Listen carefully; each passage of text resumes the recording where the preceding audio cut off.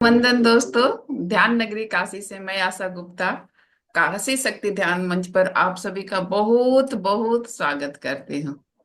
तो चलिए, हमेशा की तरह हम लोग कार्यक्रम की शुरुआत शंखनाद से करते हैं। पूनम मैम शंखनाद करेंगे। पूनम मैम।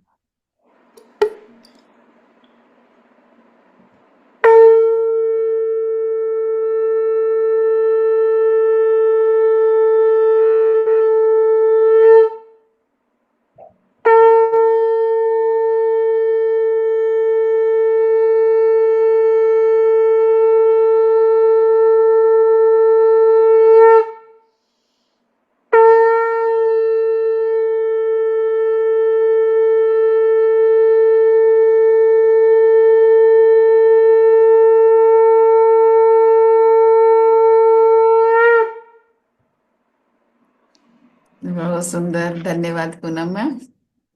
तो दोस्तों, आप लोगों के सहयोग के साथ हम लोगों का आज ये 8वां दिन है।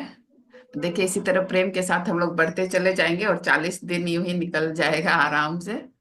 तो आज का मेडिटेशन बहुत ही इम्पोर्टेंट है। आप लोग पूरे ध्यान से आज का मेडिटेशन कीजिए और वो ध्यान पूनम मैम करवाएंगे। तो पूनम मैम आइए। सभी दोस्त अपने साथ पानी का बोतल रख लीजिए, हाँ, जिससे कि फिर उठने की कोई जरूरत ना पड़े, क्योंकि ध्यान के जस्ट बाद ही पानी चार्ज हो जाएगा। पूनम मैम, स्वागत है आपका। और जो भी अपना वीडियो ऑन करना चाहते हैं, वीडियो ऑन कर लीजिए। बहुत बहुत धन्यवाद अपने सारे दोस्तों का, इस काशी ध्यान मंच का। और मैं कहती हूँ आप सब दोस्तों को पानी जरूर पी लें। थोड़ा सा, ये थोड़ा सा डीएनए एक्टिवेशन का होगा, डीएनए क्लीनिंग होगी, उसके पहले थोड़ा सा पानी पी लें। और डीएनए के बारे में छोटे शब्दों में कुछ बता पाना थोड़ा सा कठिन है, लेकिन मैं हल्के शब्दों में आप सबको बताती हूँ डीएनए क्या होता है।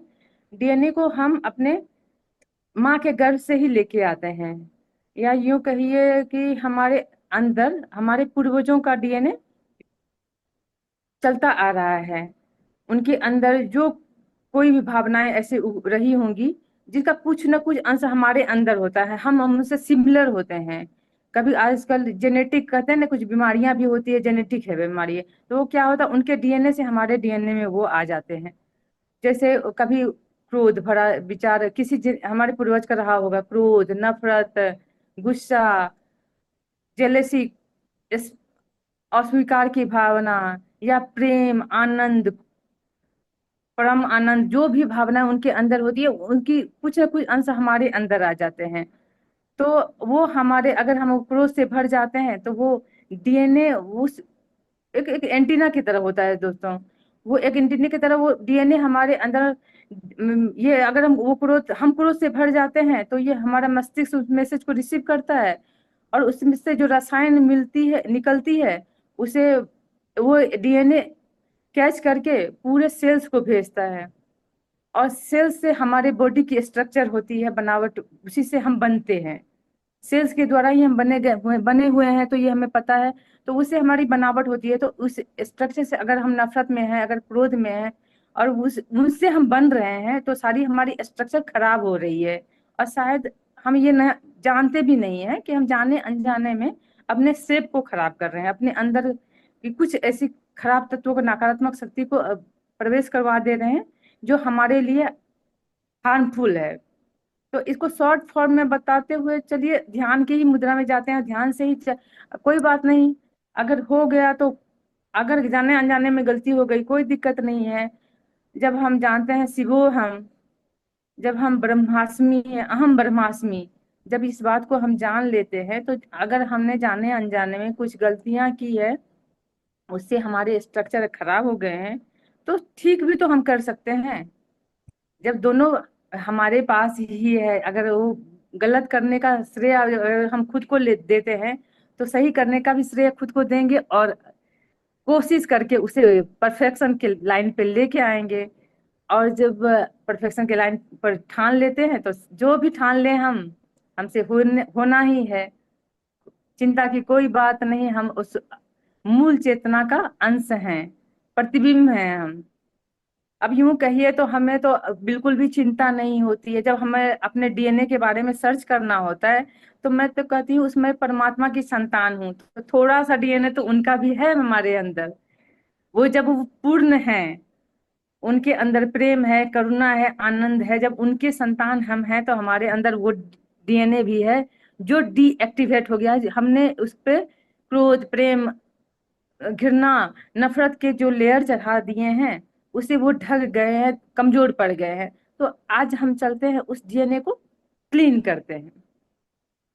चलिए एक आरामदायक स्थिति में बैठ जाएंगे दोस्तों। जिसे भी दिक्कत हो वो आराम से अपने पैर को खोल सकते हैं, धीरे धीरे धीरे पैर को खोल के उसे क्रॉस कर लेंगे। अभी हम जब तक जिसे भी संभव हो अपने पैर को पालथी आलती पालती मार के पैर को क्रॉस कर लेंगे, जिससे हमारी 10% ऊर्जा का सेव होगा। हाथों को क्रॉस कर लेंगे जिससे भी हमारे अंदर 10% ऊर्जा का सेव हो रहा है। और हम आंखों को बंद करेंगे बड़ी कोमलता के साथ, जिससे हमारे 80% ऊर्जा का सेव होगा। दोस्तों कुछ भी हो जाए, जब तक कहा ना जाए आप अपनी आंखें ना खोलें।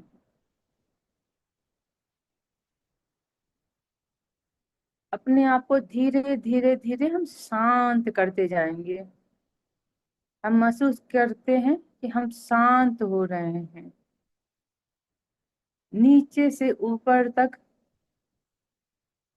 देखते जाएं, अपने शरीर को शांत करते जाएं।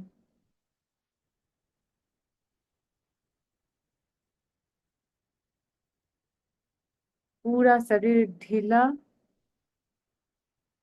और पूरा शरीर शांत।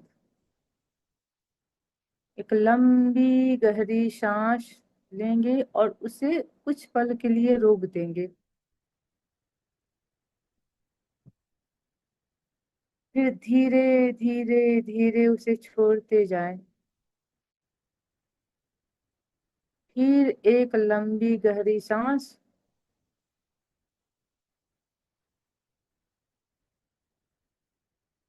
लेते हुए फिर थोड़ी देर रोक के उसे छोड़ते जाएंगे। धीरे धीरे धीरे धीरे सांस बाहर जा रही है। एक लंबी गहरी सांस तीसरी लेंगे हम, कुछ देर रोक के फिर छोड़ते छोड़ते ये महसूस करेंगे पूरा शरीर हमारा शांत होता जा रहा है, स्थिर होता जा रहा है। अपने पूरे शरीर को ढीला छोड़ दें।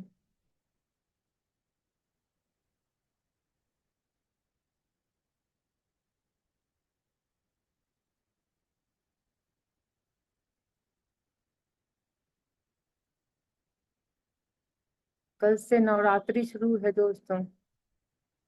हम अपने इस पात्र को बड़ी ही ईमानदारी के साथ साफ करेंगे। इस बर्तन की धुलाई एकदम सब अच्छे तरीके से कर लेंगे,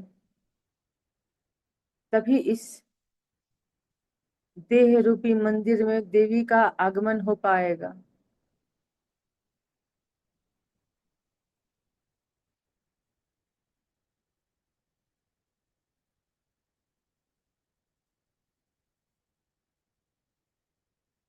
शरीर शांत हो चुका है दोस्तों। धीरे धीरे अपना ध्यान अपने हृदय स्थान पर लेके जाएंगे।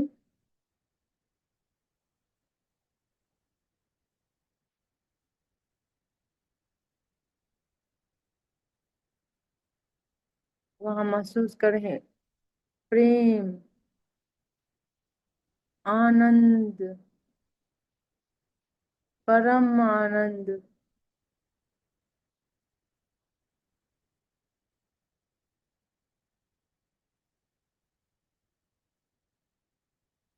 म्यूजिक शेयर कर दें।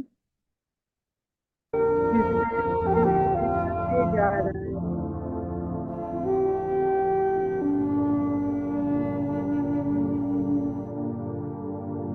महसूस करें हृदय से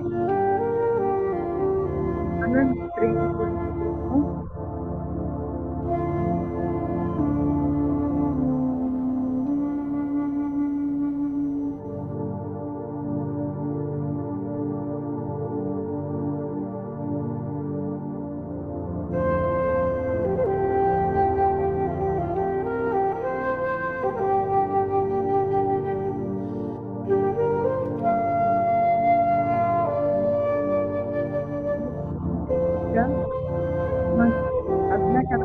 करते हुए मस्तिष्क तक पहुंच गई है।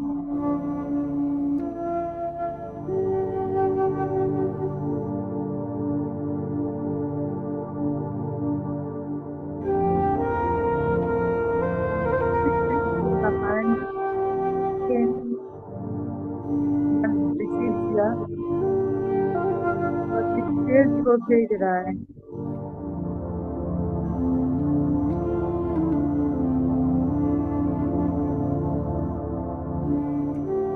पूरा सेल्स ऊर्जावान महसूस कर रहा है।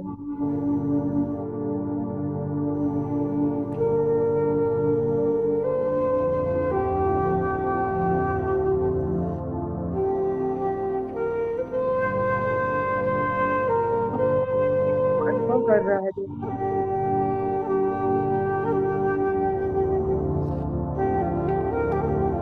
पूरा सेल्स आनंद से झूम रहा है।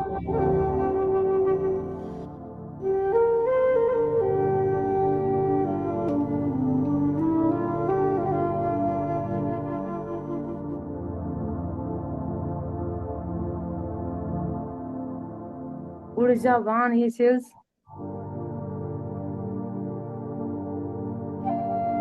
आनंद से इंतजार कर रहा है।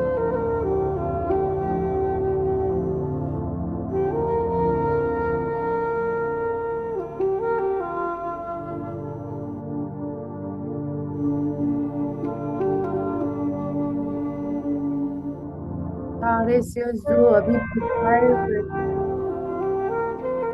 एक्टिव हो गए हैं। परम शक्ति को महसूस कर रहे हैं।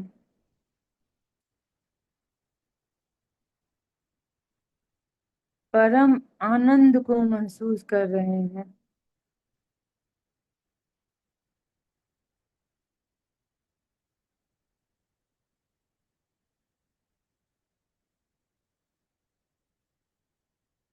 सही से चाहे तो हम अपने डीएनए को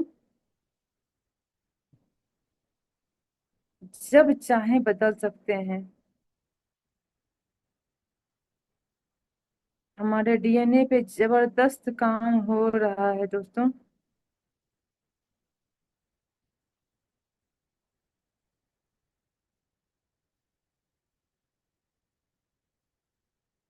हम अवचेतन मन से चेतन मन की ओर जा रहे हैं।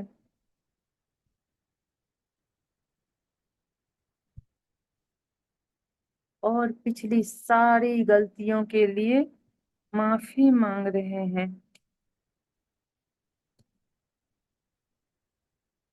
जो हमने जाने या अनजाने में किया है।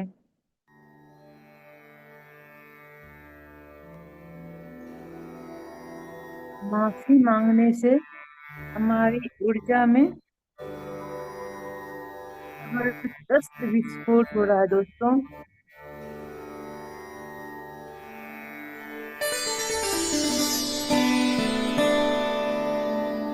मन हल्का हो रहा है।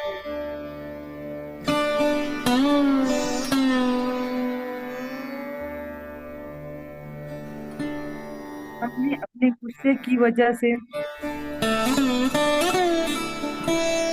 एनर्जी को लॉस किया है।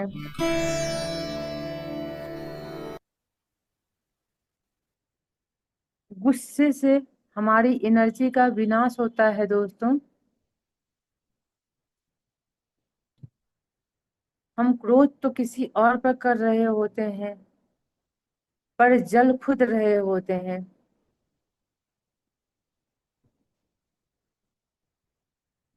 जिस तरह हीटर को ऑन होते ही मीटर तेजी से चलने लगता है,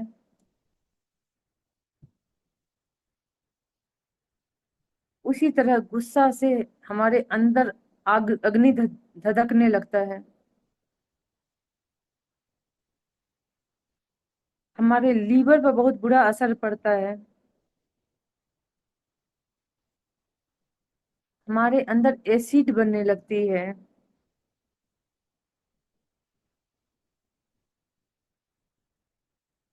हमारे ऊर्जा का विनाश होने लगता है।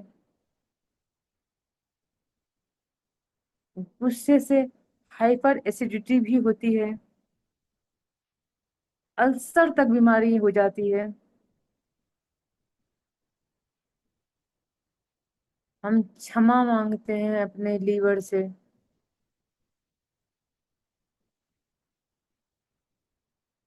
अपने लीवर के साथ गलत व्यवहार के लिए हम क्षमा मांगते हैं।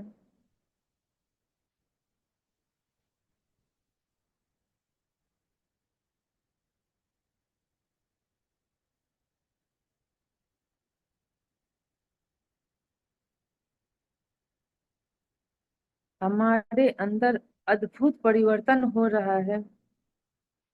महसूस करें दोस्तों। दिल से माफी मांगना है और उसे महसूस भी करना है। परम आनंद का, परम शांति का,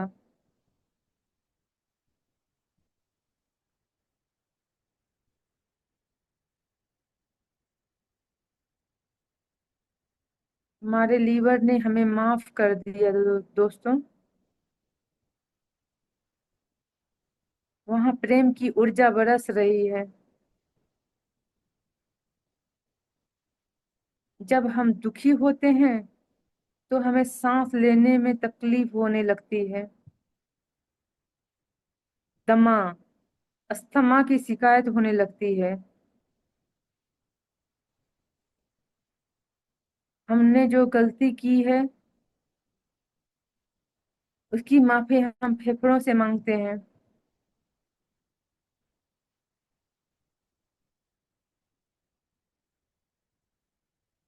अब हम दुखी नहीं होंगे। हमें क्षमा कर दो। हमें अब ज्ञान हो गया है। हम यहाँ चुनौतियों के लिए, कुछ कुछ सीखने के लिए ही तो आए हैं।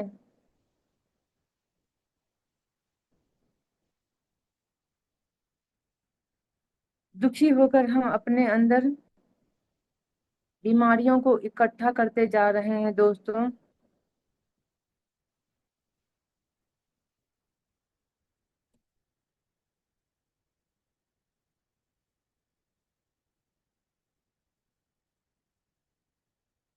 ऑक्सीजन की कमी से हमारे अंदर बीमारियों का प्रहार होने लगता है।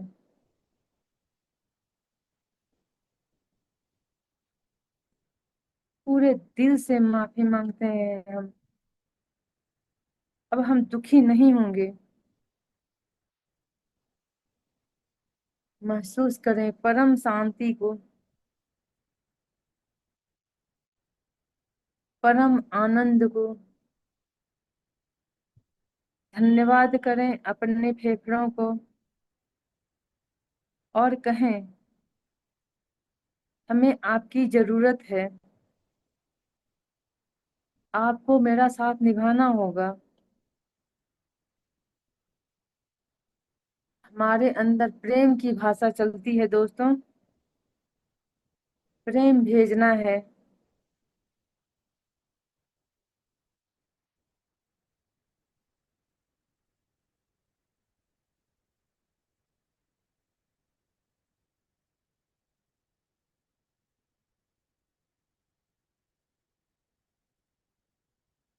सांस में होती हुई शांति को महसूस करें।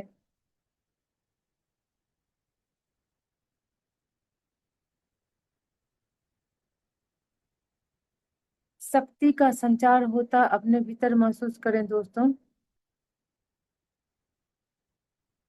ऊर्जा से भरते जा रहा है।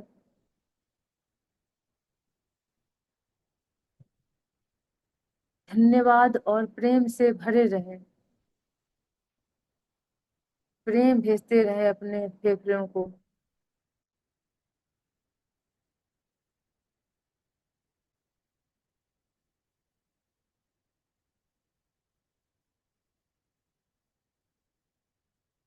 फेफड़ों ने हमें माफ कर दिया है दोस्तों।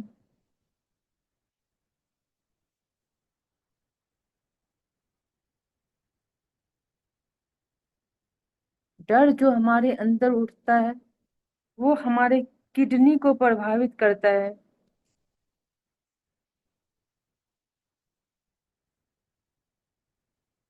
हम अपनी किडनी से माफी मांगते हैं।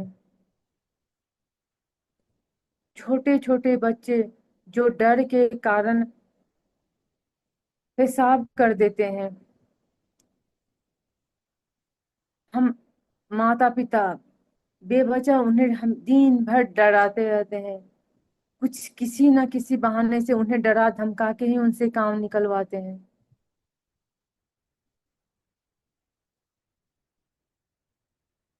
बड़े होने के बावजूद भी वो डर पीछा नहीं छोड़ती है दोस्तों।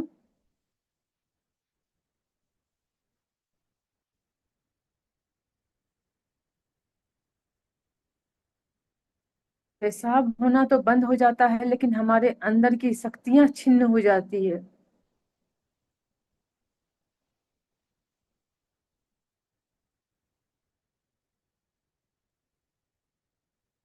हमारी किडनी पर असर होने लगता है। बारंबार प्रभाव से किडनियां दम तोड़ने लगती है।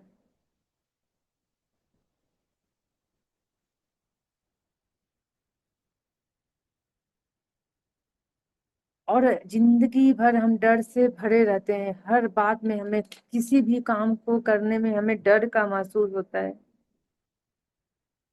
आज हम माफी मांगते हैं अपनी किडनियों से। हमें माफ कर दो।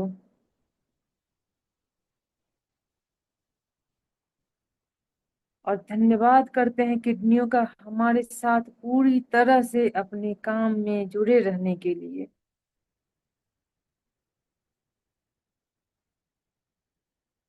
एक अच्छी मुस्कान के साथ, प्रेम की ऊर्जा के साथ,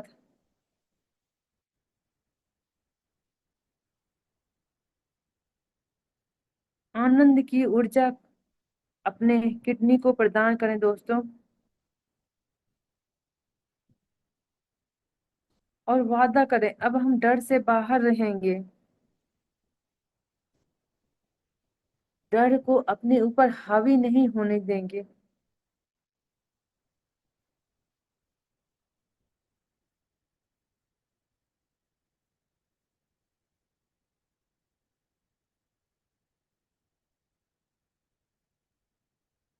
हमें क्षमा कर दो।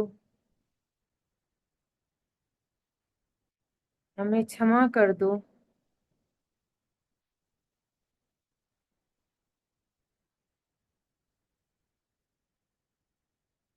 प्रेम की ऊर्जा किडनी में भरती जा रही है दोस्तों। किडनी ने हमें क्षमा कर दिया है।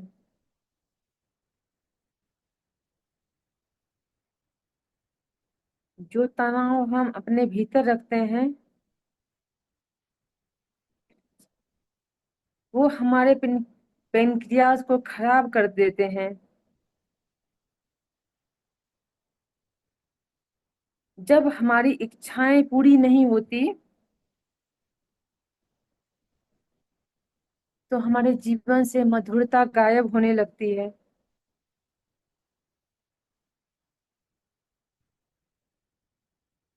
हम एक हर बात की तो इच्छा लिए बैठे हैं दोस्तों।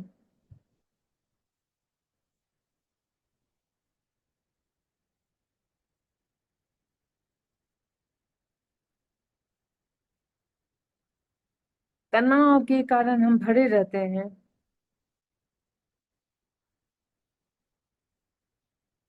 तनाव के कारण मधुमेह की बीमारी आने लगती है।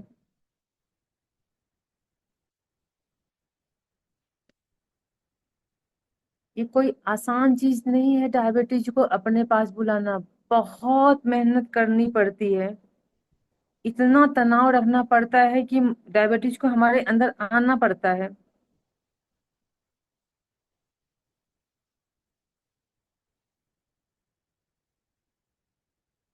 इस मधुमेह की बीमारी के कारण हमारी स्मरण शक्ति छिन्न हो जाती है।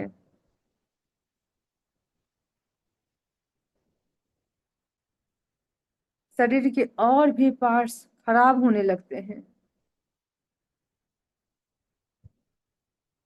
हम क्षमा मांगते हैं अपने पेनक्रियास से, भूल हो गई।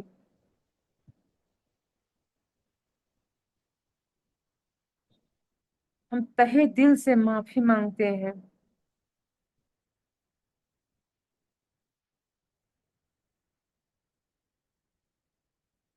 माफीनामा पूरे दिल से जारी रखें दोस्तों, और प्रेम की ऊर्जा, आनंद की ऊर्जा भेजते रहें।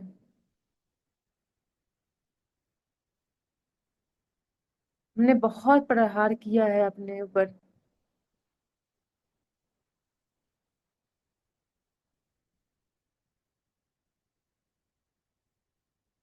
तो रूठे को मनाना है दोस्तों। माफीनामा पूरे दिल से जारी रखें।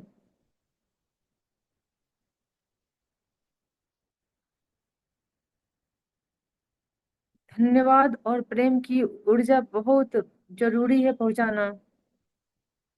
प्रेम की ऊर्जा से भर दें, एक बड़ी मुस्कान के साथ परम शांति को महसूस करें,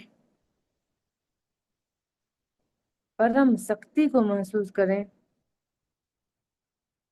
परम आनंद को महसूस करें दोस्तों। जो गड़बड़ हमने की है अपने गलत विचारों से, उसे सही विचारों से ठीक करना है दोस्तों।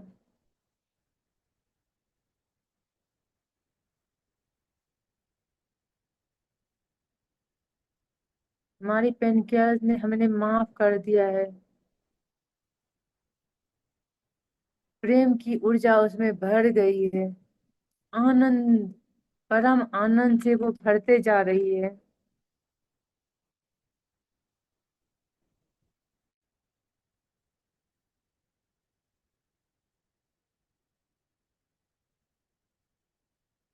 जो चुप्पी हमने साधी है जिंदगी भर, अपनी बातों को किसी के सामने प्रस्तुत नहीं करते हैं, अपने अंदर बातों को दबा कर रखते हैं, ये हमारे थायराइड ग्लैंड को इफेक्ट करती है।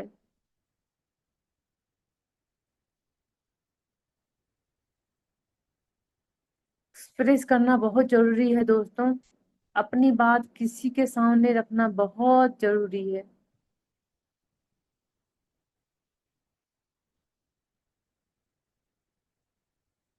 माफी मांगना है अपने थायराइड ग्लैंड से,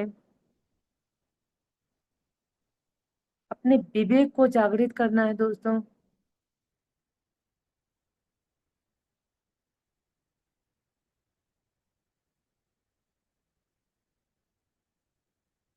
इस ज्ञान को प्राप्त कर अपने भीतर धन्यवाद को और प्रेम की ऊर्जा को थायराइड ग्लैंड में भेजें दोस्तों।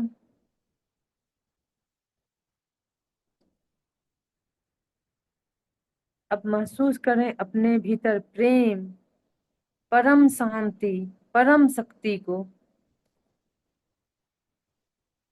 महसूस करें अपने अंदर परम प्रेम को, परम आनंद को।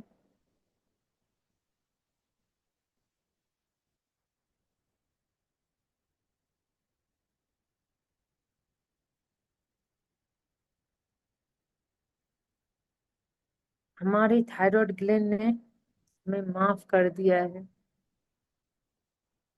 वो प्रेम की ऊर्जा से भर गया है दोस्तों। अब हम एक्सप्रेस करेंगे, अपनी बातों को सबके सामने रखेंगे। जो भी हमें आता है अपनी बातों को रखना कोई भी गलत बात नहीं है दोस्तों। बातों को हम गलत तरीके से रखते हैं।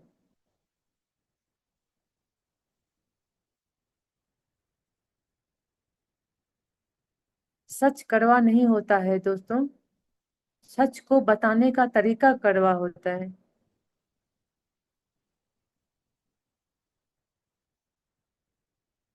अब हमने ये सब जान लिया है दोस्तों।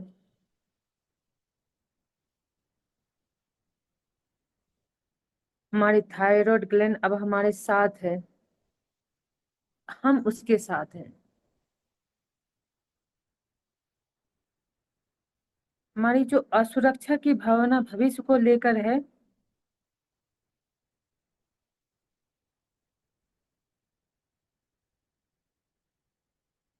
उसकी वजह से हमें मोटापा की बीमारी हो रही है। हमारे अंदर सुरक्षा का लेयर बनते जा रहा है।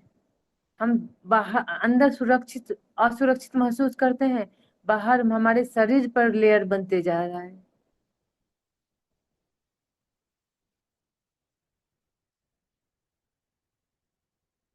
परत दर परत शरीर पर चढ़ते जा रहा है दोस्तों। पैर आगे चलना बंद कर दिया है, पैरों में प्रॉब्लम हो गई है, आंखें धुंधली होने लगी है। हम अपने आप को बताएं, हम सुरक्षित हैं। हम माफी मांगते हैं अपने शरीर से और धन्यवाद करते हैं अपने पैरों को, अपने आंखों को और अपने शरीर का।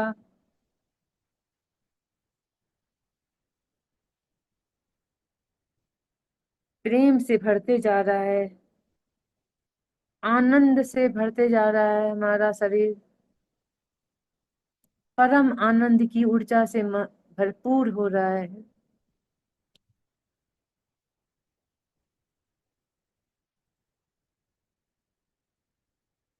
प्रेम की ऊर्जा से अपने पूरे शरीर को प्रफुल्लित बना दे दोस्तों। परम शांति को अपने अंदर महसूस करें, परम शक्ति को महसूस करें, परम आनंद को महसूस करें।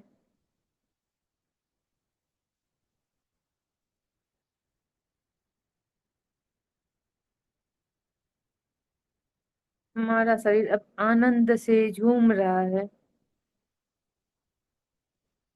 ये जो रिश्ते नाते हैं, इसे हम ही तो चुनकर लाते हैं,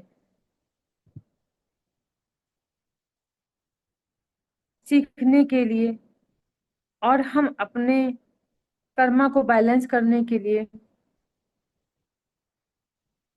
हम उनका चुनाव भी करते हैं और फिर उनसे शिकायत करते हैं, नफरत करते हैं, झगड़ते हैं।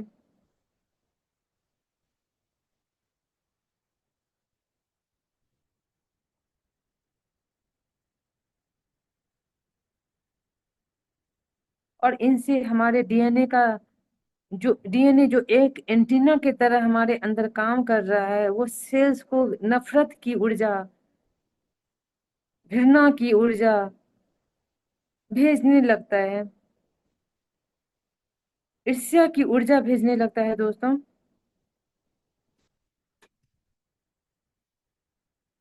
और सेल्स प्रोटीन बना नहीं पाती। हमारे शरीर के लिए जो फायदेमंद चीज है, सेल्स हमारा स्ट्रक्चर पूरा बिगड़ने लगता है, गांठें बनने लगती है, कैंसर तक की संभावना बढ़ जाती है दोस्तों। ये सब सृजन हम खुद ही करते हैं। गलती से भी गलती ना करें दोस्तों।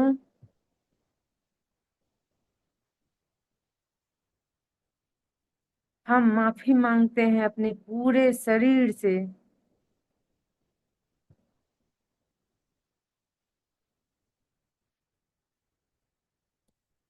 शरीर के अंग प्रत्यंग से हम माफी मांगते हैं दोस्तों। जितना भी माफी मांगे वो कम है। दिल से माफी मांगते रहिए। प्रेम और करुणा हमारे भीतर बहती जा रही है।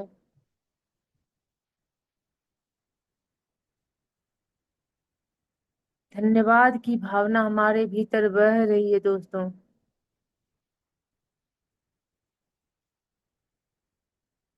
धन्यवाद, धन्यवाद, धन्यवाद। ध्यान से ही ज्ञान होता है और ज्ञान से ही मुक्ति मिलती है। हमने अपने सारे कष्टों का मुक्ति मार्ग ढूंढ लिया है दोस्तों। महसूस करें अपने भीतर परम शांति को, परम शक्ति को, परम आनंद को।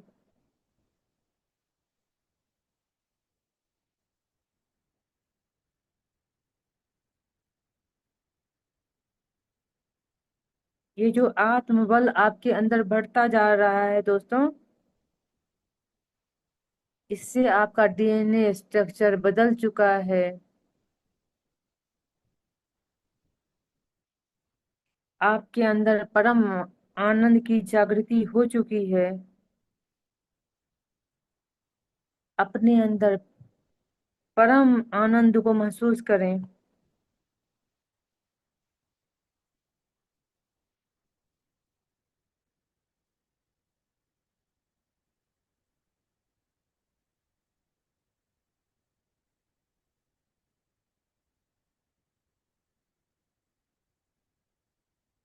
डीएनए स्ट्रक्चर बदलते ही हमारे शरीर का स्ट्रक्चर पूरा बदल चुका है। हमारे अंदर सारी विकार शक्ति खत्म हो चुकी है। हम उस मूल चेतना से आए हुए महोन्नत चेतना है, शक्ति है दोस्तों। उसकी ही परछाई है। हम पूर्ण हैं।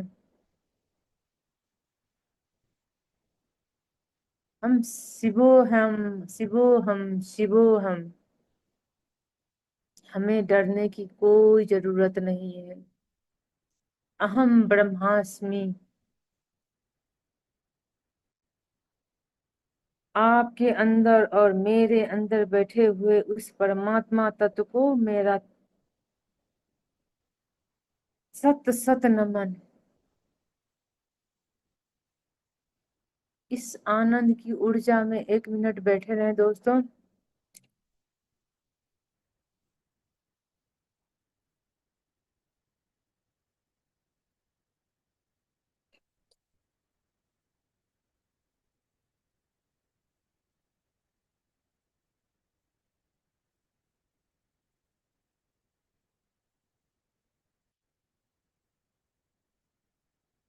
धीरे धीरे अपनी चेतना को अपने भौतिक शरीर में वापस ले आए।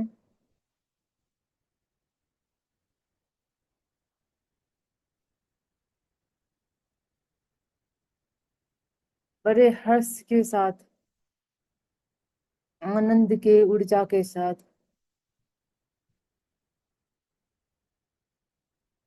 परम आनंद की ऊर्जा के साथ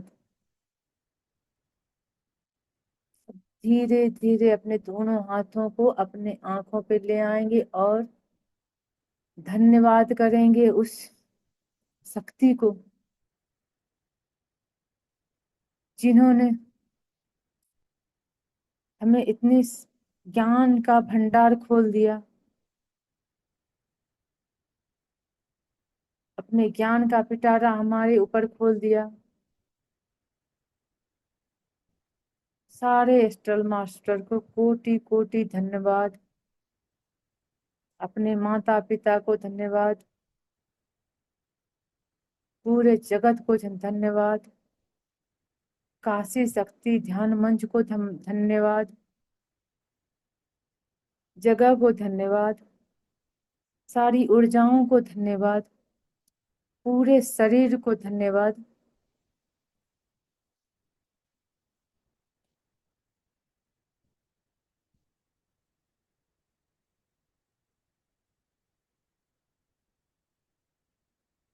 धीरे धीरे अपने आंखों को अपने हथेलियों में ही खोलेंगे दोस्तों। और बहुत बड़ी लंबी मुस्कान के साथ हमने जो उपलब्धि पाई है उसकी खुशी में अपने आप को कस के हग करेंगे। झप्पी, एक झप्पी, प्यारी सी झप्पी। Thank you, thank you, thank you. हमारी इतनी लापरवाही के बावजूद भी तुम मेरे साथ इतने डटे रहे, इतनी ईमानदारी के साथ। हमें माफ करने के लिए बहुत बहुत धन्यवाद। थैंक यू, थैंक यू, आप सबों का बहुत बहुत धन्यवाद।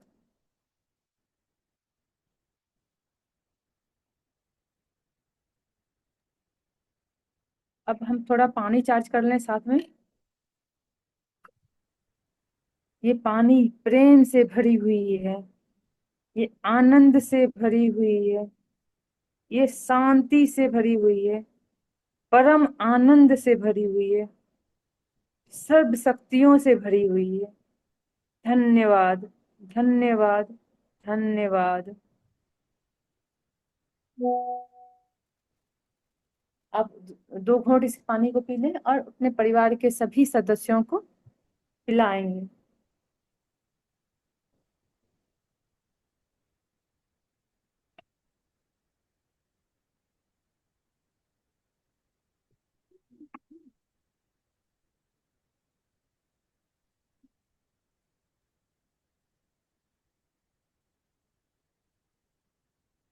थैंक यू पूनम मैम, इतने सुंदर ज्ञान भी आपने दे दिया और ध्यान तो बहुत सुंदर था ही, बहुत सुंदर, धन्यवाद।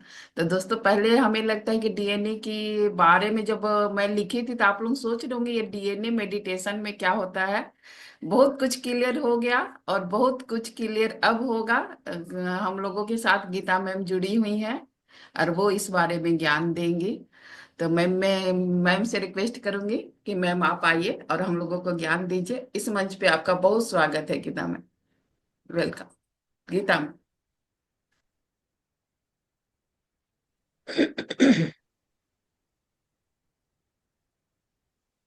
जी बहुत बहुत धन्यवाद आशा जी, और सभी मित्रों को बहुत प्यार, प्रणाम और आभार मुझे यहाँ एक बार फिर से याद करने के लिए। एक तो सबसे पहले जो शेयरिंग मैं यहाँ करना चाहूंगी वो ये करना चाहूंगी कि भाई आप लोग मेरे काम को बड़ा कठिन बना दे रहे हैं। ठीक है, क्योंकि यहाँ मेरे माइक ऑन करने से पहले आप लोग सारी चर्चा तो कर ले रहे हैं यहाँ पर। तो मैं सोचती हूँ कि अब यहाँ पर बचा क्या। पूनम जी इतना सुंदर ध्यान करा रही थी, उसके साथ साथ बातें कर रही थी, चर्चा कर रही थी, तो लगभग सारी बातें इस संदर्भ में पूरी हो जाती है। तो ऐसे में एक बात सामने आती है कि अब हम बातें कौन सी करें। हम बातें वो करें जो डीएनए के बारे में किताबों में लिखी हुई हैं, या हम बातें वो करें जो डीएनए टाइप करने के साथ ही इंटरनेट पर आजकल आर्टिफिशियल इंटेलिजेंस के कारण सूचनाएं सामने आ जाती हैं। या हम डीएनए के बारे में बात वो करें कि जब हम आंखें बंद करते हैं और डीएनए के बारे में सोचना शुरू करते हैं और अस्तित्व हमारी मदद करता है, और मदद करने के साथ में कुछ डाउनलोडिंग जैसी होने लगती है, कुछ अपने दैनिक जीवन के क्रियाकलापों से ही संबंधित वो जो रहस्य हैं वो खुलने लगते हैं। तो मुझे यहाँ पर लगता है कि किताबों की बातें किताबों में रहने दें, इंटरनेट की बात इंटरनेट पर रहने दें। इंटरनेट पर एक सर्च डालने के साथ जो कुछ भी अवेलेबल है वो हम सबके लिए सहज सुलभ है। हम डीएनए की बात करेंगे यहाँ पर दूसरे रेफरेंस में। और सच कहूं तो एक बार मैंने सोचा था कि क्या जो एक तकनीकी शब्दावली है डीएनए की, या जो प्रचलित मान्यताएं हैं डीएनए को लेकर, उसको लेकर मैं एक प्रेजेंटेशन बनाऊं और उस प्रेजेंटेशन के साथ आपसे बात करूं। लेकिन फिर भीतर से आवाज आई कि नहीं, वो बात तो फिर बहुत ज्यादा आर्टिफिशियल होगी, औपचारिक होगी, और कम से कम आध्यात्मिक यात्रा से जुड़े हुए हम लोग जानते हैं कि ये जो यात्रा है ना, ये बिल्कुल कबीर की उलट बांसियों की तरह से है। यहाँ जो कुछ भी है वो लगभग सब उल्टा ही चलता है। यहाँ पर समुद्र समाना बूंद में होता है, न कि बूंद समानी समुद्र में। कबीर ने लिखा है कहीं पर कि बूंद समुद्र में नहीं, यहाँ तो समुद्र में ही बूंद समा गई है, बूंद समुद्र ही बूंद में समा गया है, और उसको ढूंढते ढूंढते कबीर खुद ही खो गए हैं। बड़ा प्यारा सा दोहा है कबीर का। तो आध्यात्मिक दुनिया की बातें कुछ ऐसी ही होती हैं। तो डीएनए के संदर्भ में मैं अगर बात कहूं, और पहली बात जो मेरे भीतर से आती है वो ये आती है कि जैसे ही किसी बच्चे का जन्म होता है, हम उसके जन्म का समय नोट करते हैं, तारीख नोट करते हैं, एग्जैक्ट मिनट सेकंड नोट करने की कोशिश करते हैं। फिर उसके बाद क्या करते हैं, उस समय को किसी पंडित, पुरोहित, ज्योतिष के जानकार को दिखाते हैं, और उसके बाद क्या करवाते हैं, उस बच्चे की कुंडली बनवाते हैं। वो होती है उसकी जन्म कुंडली। और वो जन्म कुंडली उसके उस जन्म के समय के आधार पर जो गणना की जाती है, उससे वो उसकी राशि के बारे में पता चलता है, उसके ग्रहों के बारे में पता चलता है, नक्षत्रों के बारे में पता चलता है। और वो जब कुंडली हमारे सामने बन के आती है, आप लोगों में से जिस किसी ने भी वो जन्म कुंडली देखी होगी, वो पूरा का पूरा एक पोथा होता है, और उसमें सारी जानकारियां होती हैं। इसके ग्रह कैसे हैं, इसके नक्षत्र कैसे हैं, इसकी राशि कैसी है, इस बच्चे का विवाह कैसे होगा, इस बच्चे की शिक्षा दीक्षा कैसे होगी, इस बच्चे का संतान योग क्या होगा, इस बच्चे का स्वभाव क्या होगा। सारी की सारी बातें अगर सटीक तरीके से गणना करके कुंडली बनाई जाए तो उस जन्म कुंडली में होती है। मैं एक उदाहरण के साथ इस बात को शेयर करना चाहूंगी। मेरे घर में मेरे जो बड़े ताऊ जी थे, वो बहुत प्रख्यात ज्योतिषी थे। बचपन की कुछ यादें मेरी उनके साथ की हैं। किसी बच्चे के जन्म का समय लेकर अगर कोई उनके पास में आया, तो सबसे पहले वो सही जन्म तारीख, सही जन्म और सही स्थान वो पूछते थे। उसके बाद में वो कुछ कैलकुलेशन कर लेते थे, और कैलकुलेशन करने के बाद में वो अपनी आंखें बंद कर लेते थे। अब आंखें बंद करने के बाद वो पहले कंफर्म करते थे कि इन्होंने जो सूचना दी है, कहीं उस सूचना में कोई गलती तो नहीं हो गई। अब उनके प्रश्न किस तरह के होते थे, वो सामने वाले को ये कहते थे कि आप मेरे प्रश्नों का जवाब बहुत संक्षेप में देंगे। जैसे वो प्रश्न पूछा करते थे कि बच्चे की डिलीवरी के समय उस बच्चे की माँ ने क्या इस रंग का कपड़ा पहना था। अगर सामने वाले ने कहा हाँ, बात आगे बढ़ती थी। वो जो प्रसूति कक्ष था, क्या उसकी दीवारों पर इस तरह का रंग था। रंग वो खुद बताते थे। फिर वो कहते थे वहां उपस्थित इतने लोग थे, उनमें इतनी महिलाएं थी। उस समय तो महिलाओं का ही वो समय था, जेंट्स डॉक्टर नहीं हुआ करते थे, गायनोकोलॉजिस्ट। सामने वाले को हाँ कहना पड़ता था। उसके बाद वो पूछा करते थे कि वो जो डिलीवरी रूम था, उसका दरवाजा इस दिशा में खुलता था। सामने वाला आंखें बंद करता था, सोचता था, और फिर बताता था कि हाँ, वो उसकी दिशा ये है। इन सारे प्रश्नों के माध्यम से वो ये समझ पाते थे, ये जान पाते थे कि इन्होंने जो जन्म का समय और तारीख बताई है, वो सही नोट की है। अगर उसमें कहीं भी कुछ दाएं बाएं होता था, तो वो फिर उसको क्रॉस चेक करने के लिए कहते थे, या अपनी गणना के आधार पर एक सही समय निकालते थे। तो यानी इस तरह से बनती थी वो जन्म कुंडली। जो जन्म कुंडली उस बच्चे के वर्तमान के बारे में बताती थी, और उस बच्चे के भविष्य के बारे में बताती थी, आने वाले जीवन के बारे में बताती थी। डीएनए को मैं कहूंगी कर्म कुंडली। डीएनए हमारी कर्म कुंडली है। यहाँ एक और बात है कि डीएनए सिर्फ हमारी कर्म कुंडली नहीं है।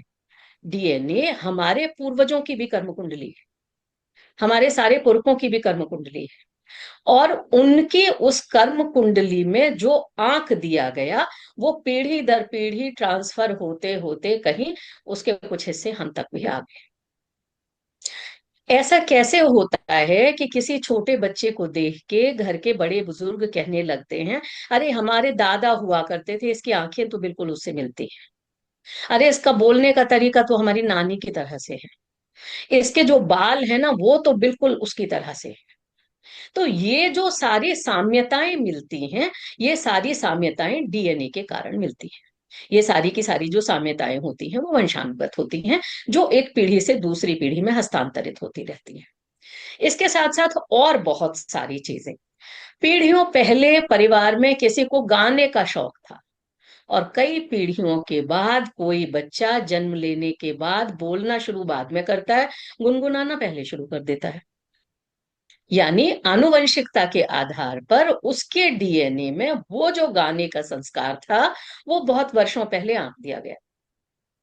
इसी तरह से किसी भी परिवार में परिवार के सदस्यों की जो एवरेज लंबाई होगी, जो रंग होगा, जो आंखों का रंग होगा, जो उनका मूल स्वभाव होगा, वो प्रायः कहीं न कहीं उनके डीएनए के कारण उनकी एक वंशानुगत परंपरा से जुड़ा हुआ होगा।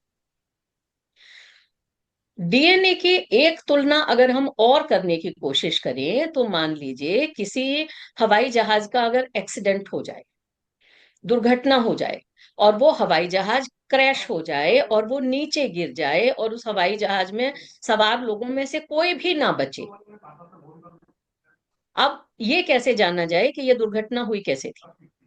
तो उस दुर्घटना को जानने के लिए हवाई जहाज की पूरी मशीनरी में एक ब्लैक बॉक्स नाम का उपकरण होता है। ब्लैक बॉक्स को ढूंढा जाता है और उस ब्लैक बॉक्स को ढूंढकर उसके माध्यम से ये जानने की कोशिश की जाती है कि ये हवाई दुर्घटना कैसे हुई, ठीक इससे पहले क्या क्या हुआ। क्योंकि उस हवाई जहाज के संचालन से संबंधित जितनी भी सूचनाएं रही, जितना भी इतिहास रहा, वो उस ब्लैक बॉक्स में समाहित है। तो यानी हमारा जो डीएनए है, हमारा डीएनए एक ब्लैक बॉक्स की तरह से भी है। अब ये डीएनए कैसे काम करता है, कुछ चीजें पूनम जी यहाँ पे आपके साथ में शेयर कर रही थी। हम अलग अलग कोशिकाओं से मिलकर बने हैं। हम पूरे के पूरे मिलकर जो एक शरीर दिखाई देते हैं, हम वो शरीर तो है नहीं। जब हम ध्यान के बहुत गहन अनुभवों में जाते हैं, या विशेष रूप से जब हम विपश्यना ध्यान करते हैं, एक स्थिति विपश्यना ध्यान की ऐसी होती है जिसको अभंग कहा जाता है। और वहां पर पूरा का पूरा जो आपका शरीर है, वो शरीर एक तरीके से छोटे छोटे छोटे छोटे छोटे छोटे सेल्स में बटा हुआ आप महसूस करते हैं। कभी कभी ध्यान के दौरान जो आपको बहुत वाइब्रेशंस महसूस होते हैं, जो बहुत तरंगें सी महसूस होती हैं, जो आप बहुत हल्का हुआ सा महसूस करते हैं, ये भी सच कहा जाए तो उसी स्थिति का परिणाम। तो यानी हम कैसे बने मिलजुल कर? हम कई सेलों से मिलकर बने हैं। सेल्स हैं हमारी बॉडी में बहुत सारे। हर सेल का अपना डीएनए है। हर सेल के डीएनए के पास में अपने रिसीवर्स हैं, जिन रिसीवर्स को अभी पूनम जी ने एंटेना की बात कही। अब वो जो एंटेनाज हैं या वो जो रिसीवर्स हैं, वो क्या करते हैं? वो यूनिवर्स से सारी की सारी इंफॉर्मेशन इकट्ठी करते हैं। अब वो इंफॉर्मेशन चाहे बाहरी हो, चाहे वो इंफॉर्मेशन हमारे अपने द्वारा जनरेट की गई हो, हमारी भावनाओं के द्वारा, हमारे शब्दों के द्वारा, हमारे मैनिफेस्टेशन के द्वारा, हमारे कार्यों के द्वारा, उस सूचना को वो जो रिसीवर्स होते हैं वो लेते हैं और उनको सेल्स तक पहुंचाते हैं। उसके ग्राउंड पे जो सेल्स का बिहेवियर होता है वो निर्धारित होता है। अब यहाँ अब डीएनए के संदर्भ में कोई समस्या कैसे होती है? जब कभी कहीं कोई बीमारी होती है शरीर में, खास तौर पे बड़ी बीमारियां जैसे कैंसर जैसी बीमारी, तो कैंसर जैसी बीमारी का जो पता लगाया जाता है, उसका पता लगाने का तरीका भी यही है कि वहां पर एक तरीके से डीएनए का अध्ययन किया जाता है। कभी कभी कुछ ऐसी बीमारियां होती हैं, अभी पिछले दिनों हमारे एक मित्र इस तरह की स्थितियों से गुजरे। उनको बहुत तेज बुखार हो जा रहा था और उनका बुखार कम नहीं हो रहा था, किसी भी तरह से कम नहीं हो रहा था। बनारस के सारे डॉक्टर से वो इलाज करा चुके, फिर उनको रेफर कर दिया गया, वो मेदांता चले गए। मेदांता में वो काफी समय रहे, लेकिन ये नहीं पता चल पा रहा था कि आखिर उनके बुखार का कारण क्या है। बड़ी से बड़ी बीमारियों तक का, बोन मैरो तक का टेस्ट करा लिया गया कि कहीं कोई कैंसर जैसी एक्टिविटी तो शरीर में कहीं नहीं, लेकिन कहीं कोई ऐसी एक्टिविटी नहीं थी, लेकिन उनका बुखार फिर भी कम नहीं।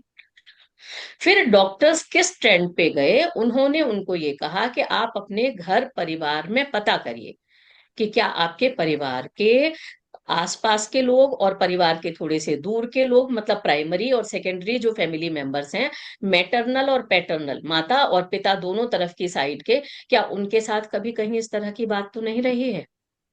और वहां पता चला कि उनकी जो एक बहन थी, उनकी एक बहन के साथ में भी इस तरह की समस्या होती थी या हुई थी।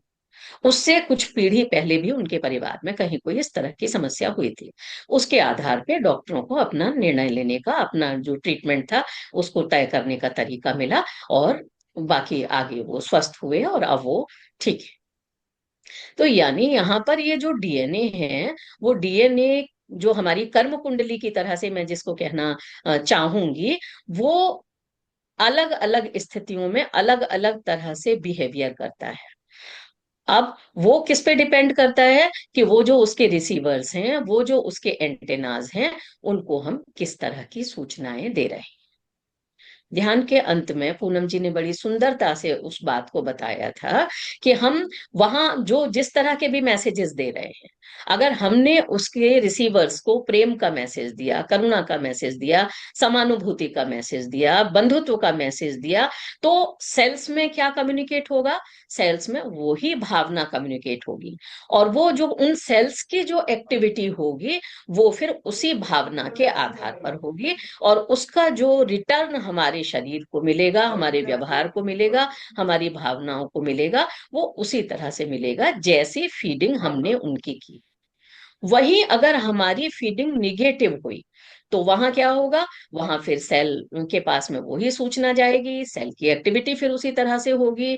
सेल को हमने एंगर दिया है तो वो एंगर में रिएक्ट करेगा, सेल को हमने जेलसी दी है तो वो जेलसी में रिएक्ट करेगा, सेल को अगर और कोई इसी तरह का लोभ लालच, किसी भी तरह की जो भावना दी है, वो उसी तरह से रिएक्ट करेगा, और वो हमारे डीएनए में संग्रहित हो जाएगा। उसका असर सिर्फ हम पर ही नहीं पड़ेगा, बल्कि हमारी जो आने वाली पीढ़ियां हैं, हमारी आने वाली पीढ़ियों तक भी हम उसको ट्रांसमिट कर रहे हैं। तो यहाँ हम ये देखें कि अगर हमारे भीतर क्रोध है, तो वो क्रोध हमें कैसे मिला?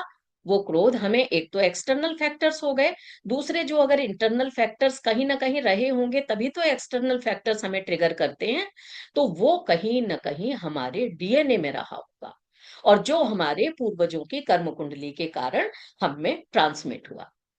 अब यहाँ इस स्टेज पर आकर हमें ये सोचना है कि हम अपनी आगे आने वाली पीढ़ियों में क्या उसी एंगर के डीएनए को मल्टीप्लाई करके देने वाले हैं, या हम अपनी इसी लाइफ में उसी एंगर को प्रेम में कन्वर्ट करके आने वाली पीढ़ियों के डीएनए में से उसको कम कर देने वाले हैं, और कम करते करते धीरे धीरे शायद कुछ पीढ़ियों बाद हमारे जो वंशज होंगे उनके भीतर, उनके डीएनए में वो एंगर की भावना होगी ही नहीं।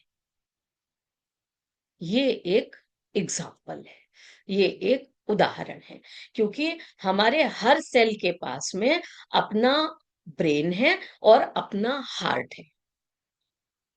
उसी के आधार पर हमारे हर बॉडी सेल की एक्टिविटी का निर्धारण होता है। क्यों ऐसा होता है? खुश होते हैं तो हमारे पूरे के पूरे शरीर में एक अलग तरह की एनर्जी, अलग तरह की फीलिंग्स होती हैं। हम गुस्से में होते हैं, हम अगर चिल्ला रहे होते हैं, हमारा शरीर पूरा का पूरा उसी तरह से थरथराने लगता है। हम उत्साह में होते हैं, हमारे पूरे शरीर के जो बॉडी सेल्स हैं वो एक तरह से बिहेवियर करने लगते हैं। ठीक है, तो यहाँ पर हमें ये बहुत समझना जरूरी है कि हमारी एक एक एक्टिविटी, जैसे कल हमने बात की थी, जैसे वो हमारे ऑरा को प्रभावित करती है और हमारे वर्तमान जीवन पर असर डालती है, ऐसे ही वो हमारे डीएनए को भी प्रभावित करती है, और हमारी भावी पीढ़ियों पर भी असर डालती है। हमारे जीवन पर तो उसका असर होगा ही होगा, लेकिन हमारी भावी पीढ़ियों को भी हम उपहार में वो ही विकृतियां देते चले जाएंगे। तो यहाँ एक ह्यूमन बीइंग के रूप में, एक लिविंग बीइंग के रूप में, एक स्त्री के रूप में, एक माँ के रूप में, यहाँ एक बहुत बड़ा जिम्मा हमारे अपने ऊपर आ जाता है। अब सवाल उठता है कि क्या डीएनए को रिपेयर किया जा सकता है? क्या डीएनए को चेंज किया जा सकता है? क्या डीएनए का स्वरूप बदला जा सकता है? इसका जवाब हाँ है। कुछ प्रयोग हुए हैं। एक प्रयोग कई वर्षों पहले हुआ था वेस्टर्न वर्ल्ड में कहीं।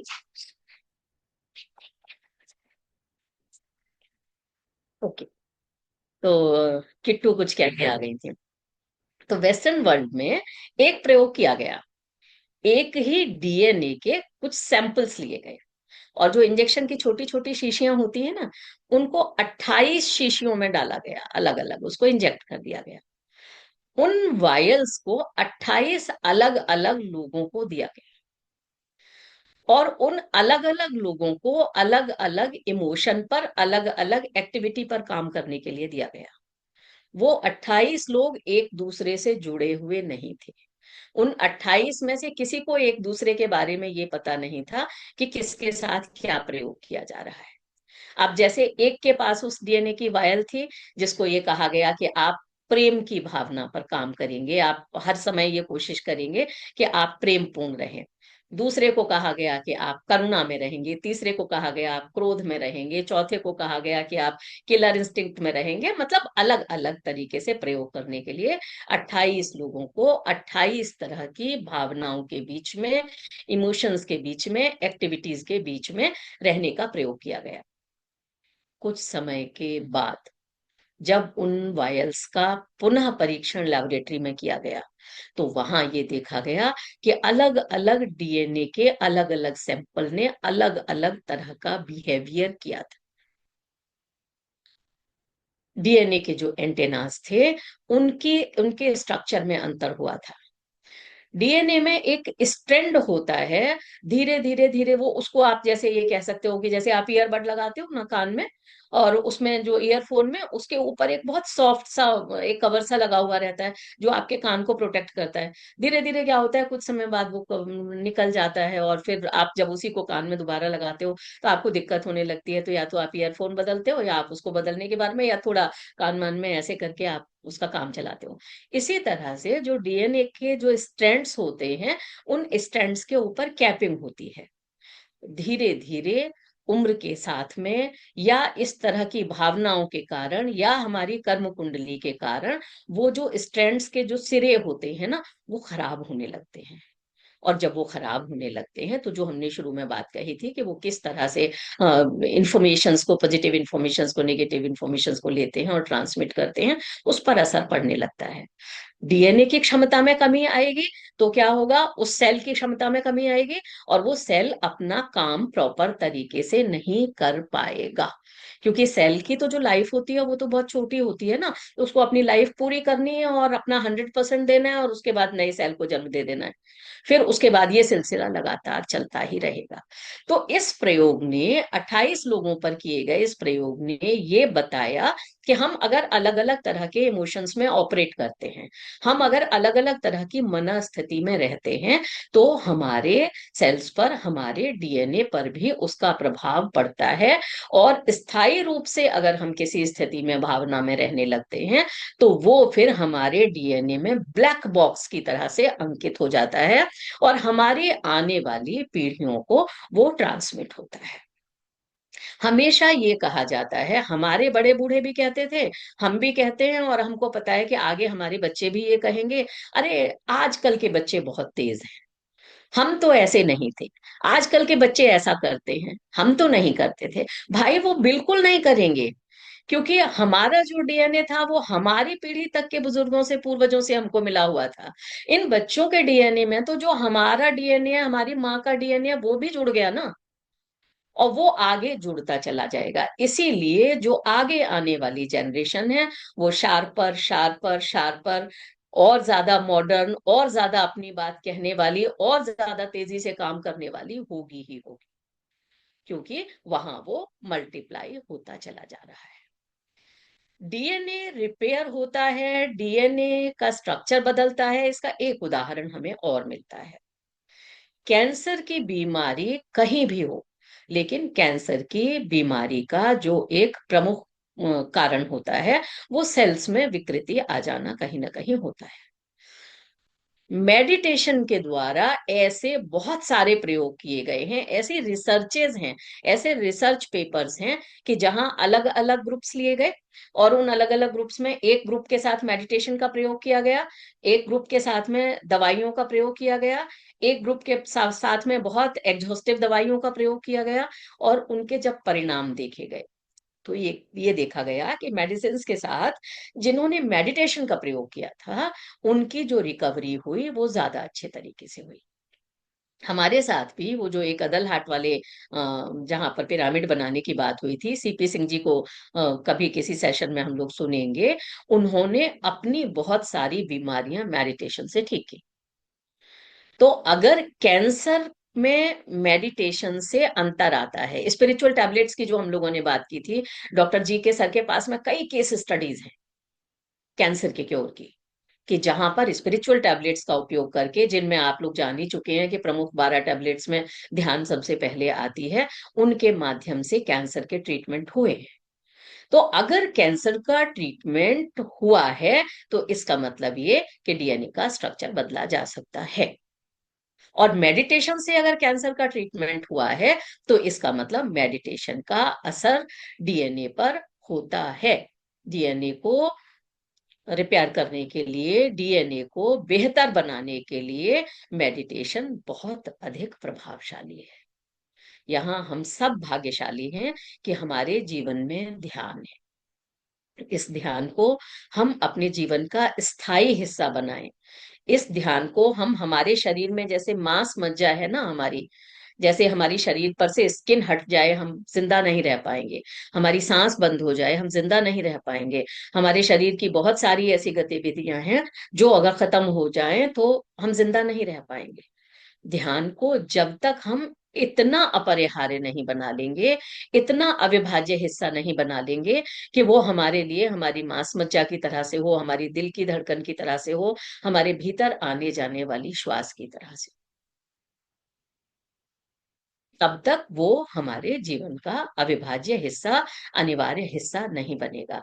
जिस दिन हम ये तय कर लेंगे कि सबसे पहले ध्यान, बाकी कुछ बाद में, बहुत अधिक भी अगर व्यस्तता है तो ठीक है, हम किसी और चीज को टाल देंगे, हम किसी और काम को टाल देंगे, लेकिन हम ध्यान को नहीं टालेंगे।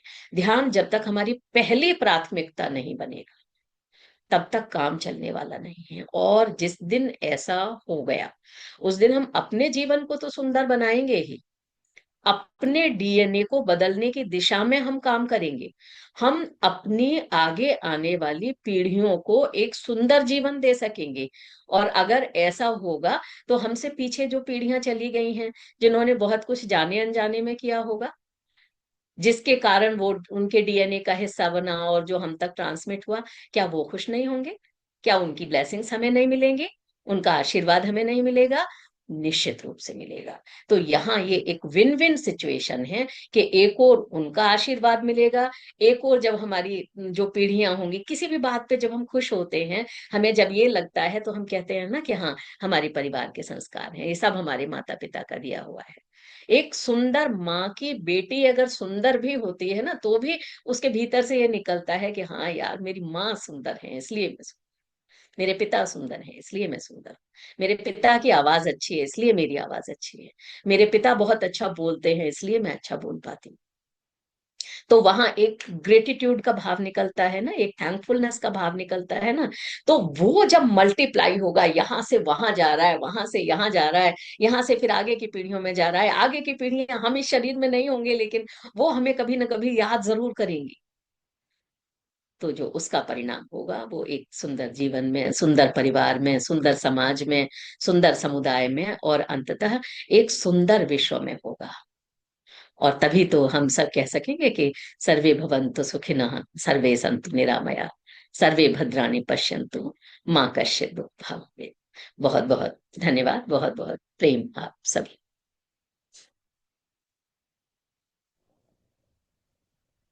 बहुत बहुत धन्यवाद गीता हाँ, मैम। आशा जी अनम्यूट। हाँ। जी, आज एक संकल्प लें। गीता मैम जैसा बोल रही है कि आज से, आज अमावस्या का दिन भी है, हर दिन ज्यादा नहीं तो कम से कम हमारी जितनी उम्र है उतना तो जरूर ही हर दिन मेडिटेशन करें। तो ये संकल्प आज से लीजिए। कल से हम लोगों का नया संत भी स्टार्ट होने वाला है, हम लोगों का हिंदू का। तो कल से बिल्कुल ही सभी कोई अपने उम्र के अनुसार जरूर मेडिटेशन कीजिए। दोस्तों, इतने अच्छे ज्ञान के बाद जिसकी भी कोई भी अगर क्वेश्चन हो, कुछ पूछना चाहते हो तो जरूर अपना पूछिए, अपने मन की हर शंका दूर करिए। मैम हम लोगों के साथ है। बहुत बहुत कल धन्यवाद के और गीता मैम। एक्सपीरियंसेस के बारे में भी बताइएगा तो जी। आज आज का आपका ज्ञान है ना, मेरी आंखें खोल दी है उसने। मैं अंदर ऐसे, मतलब इतना सुंदर ज्ञान कि ये सारा जो है वो मेरे साथ हो चुका है। कि मुझे माइग्रेन की जो प्रॉब्लम थी वो मेरी मम्मी से आई। और मैं बहुत, कम से कम 15 16 साल तक दवाइयां खाती रही। लेकिन जय, और मेरे से मेरे छोटे बेटे में आई है माइग्रेन की प्रॉब्लम। तो मैंने फिर जब मेडिटेशन शुरू किया तो धीरे धीरे मेरा माइग्रेन ठीक होता चला गया और आज बिल्कुल, एक बिल्कुल नहीं है, एकदम नहीं। और आपने जो बताया ना कि जो हम करते हैं वो हमारी आगे की पीढ़ी में भी जाता है, तो सच में मैम मैं आज पहचान पाई हूँ कि मेरे बेटे का माइग्रेन कैसे ठीक हुआ। तो मतलब बहुत बहुत धन्यवाद मैम आपका, मेरी आंखें खोलने के लिए। आप लोगों से बातें करते हुए आंखें मेरी भी खुल गई हैं, क्योंकि कई बार ऐसा होता है ना कि अस्तित्व का चमत्कार होता है कि आपको भी नहीं पता होता है कि कुछ भी कैसे कहाँ से हो रहा है। से मैं आप लोगों के साथ यहाँ पे पूरी ईमानदारी के साथ में एक बात शेयर करूं कि ये जो कर्म कुंडली शब्द है, इस शब्द का प्रयोग मैंने यहाँ पे पहली बार किया है।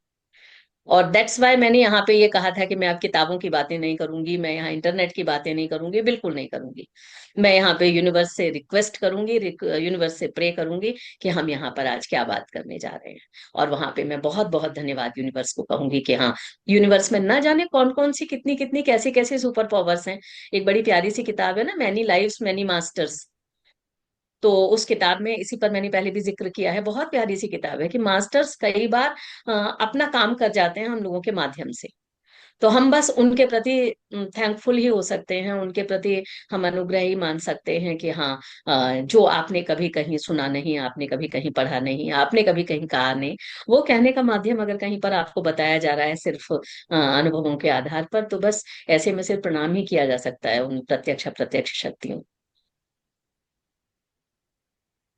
बहुत बहुत धन्यवाद मैम, ग्रेटिट्यूड ग्रेटिट्यूड।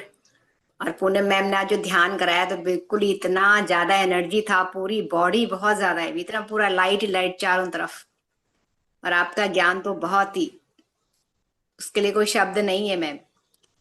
और दूसरा जो हमें ज्ञान आता है, हम लोग यूनिवर्स को कहते हैं क्योंकि यूनिवर्स से हम खुद ही कनेक्टेड होते हैं, पर हमें नहीं पता होता। हम अपने आप को बहुत छोटा समझते हैं कि हम धरती पे हैं, पर हमारा भी अंदर का डीएनए तो कनेक्टेड है ही उनसे। और जो बिल्कुल सही हमारे को बात। वहां से। मैं भी एक छोटा सा शेयर करूंगी मैम। मैं बहुत जब जी। धन्यवाद। मेडिटेशन में नहीं थी, तो उस समय, उससे पहले मुझे बीपी का भी प्रॉब्लम था। और अभी कुछ मतलब कि जब हम लोग जनवरी में थे तो मेरी नंद टेस्ट की थी, तो उस समय शुगर की भी थोड़ी सी मतलब लग रहा था कि थोड़ी शुगर भी है।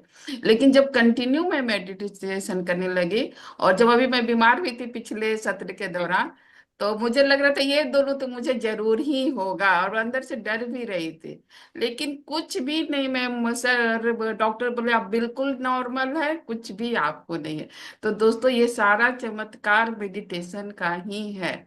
आप लोग विश्वास करिए इस बात को। अगर हम लोग कुछ आपके साथ शेयर कर रहे तो अपनी एक्सपीरियंस शेयर कर रहे कि ये सारी बातें हम लोगों के साथ हुई है। रश्मि भी आपको ये सब सारी चीजें बतला रही है। तो अगर आपके मन में कुछ हो पूछने की या शंका हो, तो जरूर अपने मन की बात को जब उजागर करेंगे तभी आपको क्वेश्चन का आंसर भी मिलेगा। जी। और कोई शेयरिंग जो देना चाहते हैं आज का ज्ञान का, ध्यान का? गार्गी जी। हाँ, गार्गीज। आत्मवंदन। पूनम जी जी, गार्गी। आपने आज पूनम जी को बहुत बहुत थैंक्स। आज का मेडिटेशन बहुत सुंदर लिया उन्होंने। और गीता मैम, आपने भी जो ज्ञान दिया वो भी बहुत ही सुंदर था। मतलब उससे बहुत सारे क्वेश्चंस के आंसर जैसे अपने आप जो उठ रहे थे, वो अपने आप उधर से जैसे मिलते जा रहे थे। ऐसे अंदर से निकल रहे हैं लेकिन उधर से आंसर मिल रहा है। ये एक ट्यूनिंग ऐसे चल रहा था। और ये करते समय एक क्वेश्चन पूछना चाहूंगी मैं कि जी। जैसे एक क्वेश्चन ऐसा है कि जैसे हम बोलते हैं कि हमारे घर में जैसे सभी लोग तो बहुत अच्छे हैं, सबको संस्कार भी अच्छे निकले हैं, मिले हैं बचपन से। तो ये एक अलग कैसे निकला? होता है ना ऐसा कि जैसे घर में देखिए। बोलते हैं कि जी। हाँ। तो एक कंप्लीट कर लेती हूँ मैं थोड़ा सा कि जैसे फिर एक क्वेश्चन आता है ना कि जो घर में माँ बाप भी जैसे कभी बोलते हैं, सुनते भी हम, अरे ये तो सभी लोग अच्छे निकले, इसे यही लड़का निकला। और दूसरी चीज ऐसी कि फिर ये प्रारब्ध है क्या? फिर वो हर किसी का जैसे प्रारब्ध अलग अलग होता है। जैसे आपने जैसे कुंडली के बारे में जो बात की, तो उसमें जैसे हर कोई अपना कर्म लेके जैसे यहाँ पे बर्थ लेके आया हुआ है। और वो जो चार्ट होता है हमारा हॉरोस्कोप जिसको बोलते हैं, तो उसमें हर किसी का कर्मा के हिसाब से वो लेके आया हुआ रहता है। तो वो कर्मा और ये डीएनए, इसका क्या कॉम्बिनेशन है? फिर ऐसा थोड़ा सा कंफ्यूजन भी है थोड़ा सा, और पूछना भी था थोड़ा सा। देखिए गार्गी जी, जहां हमने डीएनए के संदर्भ में अगर कर्म कुंडली शब्द का प्रयोग किया, ठीक है, हाँ तो वहां हाँ। सीधे सीधे कर्म और डीएनए के बीच में एक संबंध स्थापित होता ही है। जो ओके। बात आपने अभी एक ये कही कि परिवार के लोगों में से कहीं कोई एक व्यक्ति बिल्कुल अलग है और ऐसा क्यों है, इस तरह के प्रश्न उठते हैं मन में। इसका भी आंसर डीएनए के संदर्भ में भी दिया जा सकता है कि कहीं पीढ़ियों पूर्व के किसी पूर्वज के भीतर उस तरह की चीजें रही होंगी, और वो यूजुअली ना डीएनए की जो चीजें ट्रांसफर होती हैं प्रायः वो थर्ड जनरेशन में ज्यादा होती हैं, एक ओके। जनरेशन के बाद वो ज्यादा दिखाई देती हैं, ठीक है। तो अगर कभी हाँ इस आधार पे आप देखेंगे, परिवार में जानने की कोशिश करेंगे, तो निश्चित रूप से आपको इस तरह के संकेत मिलेंगे। और उसमें फिर देखने में, जैसे आप हैं, मान लीजिए आपको अगर अपने बारे में देखना है, मान लीजिए, तो आप अपने पिता की तरफ से और माता की तरफ से, फिर जो आपके पिता हैं उनके पिता की तरफ से, माता की तरफ से, और आपकी जो माता है उनके भी पिता की तरफ से, माता की तरफ से, ऐसे जाके ये वृक्ष की तरह से ये पूरा ओके। बढ़ता चला जाता है, और वहां कहीं ना कहीं से वो बात ऐसी रही होगी जो उस डीएनए में ट्रांसमिट हुई होगी। एक बात तो ये, okay. Yes yes yes. Spiritual science के आधार पर इसका आंसर एक दूसरे डायमेंशन में भी दिया जा सकता है, जहां पर कि हाँ। हम लॉ ऑफ कर्मा की बात करते हैं सोल प्लानिंग के संदर्भ। यस यस कभी यस यस। कोई व्यक्ति हमारे जीवन में, भले ही वो हमें परेशान करने के लिए ही आया हो, वो इसलिए आया हुआ होता है कि हमें कोई लेसन लेना था जो हमारे पिछले जीवन में रह गया था, चूक गए थे, उसी वजह से हमें एक बार फिर से जन्म लेना पड़ा। और वहां कहीं ना कहीं किसी न किसी तरह से उस व्यक्ति के साथ हमारा लॉ ऑफ कर्मा जुड़ा हुआ होगा। तो जब हमने लाइफ बिटवीन लाइफ, यानी यस एक यस। हमारा पिछला जीवन और एक हमारा ये जीवन, हाँ इन दोनों के बीच में एक नए गर्भ में आने से पहले का जो समय रहा होगा, जिसको हम एलबीएल, लाइफ बिटवीन लाइफ कहते हैं, वहां पे हमने उस व्यक्ति को चुना होगा, यस या उस व्यक्ति के सोल ने इस परिवार को चुना हुआ होगा कि उसको जो एक्सपीरियंसेस लेने हैं, यस यस। और इसलिए उसका उस तरह के परिवार में आना हुआ। यहाँ पर हमने जो लेसन लिए, वो लेसन लेने के कारण हमें अपने जो सोल लेसन सीखने थे, योगानंद जी की आत्मकथा में बड़ी सुंदर हाँ तरीके से वो पूरी की पूरी एक लिस्ट दी हुई है कि एक आत्मा को लगभग कौन कौन से जो लेसन्स हैं वो सीखने के लिए बार बार शरीर रख के आना पड़ता है। जब तक वो सीरीज पूरी नहीं हो जाती, तब तक हम जाकर अपनी सुपर सोल से मिल नहीं पाते, वापस हम अपनी सुपर सोल का हिस्सा नहीं बन पाते, जिसको कि हम सामान्य भाषा में मोक्ष होना या निर्वाण होना या मुक्त होना कहते हैं। तो ओके ऐसा ओके। अगर कहीं कुछ है, तो उसके साथ अगर हम कंप्लेंटिंग मोड में हैं, तो हम एक नया लॉ ऑफ कर्मा बना ले रहे हैं। ओ बड़ा उसकी अच्छा। बजाय हम ग्रेटिट्यूड के मोड में आए, इम्पैथी के मोड में आए, सिंपैथी भी नहीं, इम्पैथी के मोड में आए, समानुभूति की हम बात करें, उसके प्रति हम संवेदनशील हों, और वहां से उस लेसन को लेने में अपनी भी मदद करें और उसकी भी मदद। Yes yes yes. ठीक है थैंक यू। जी।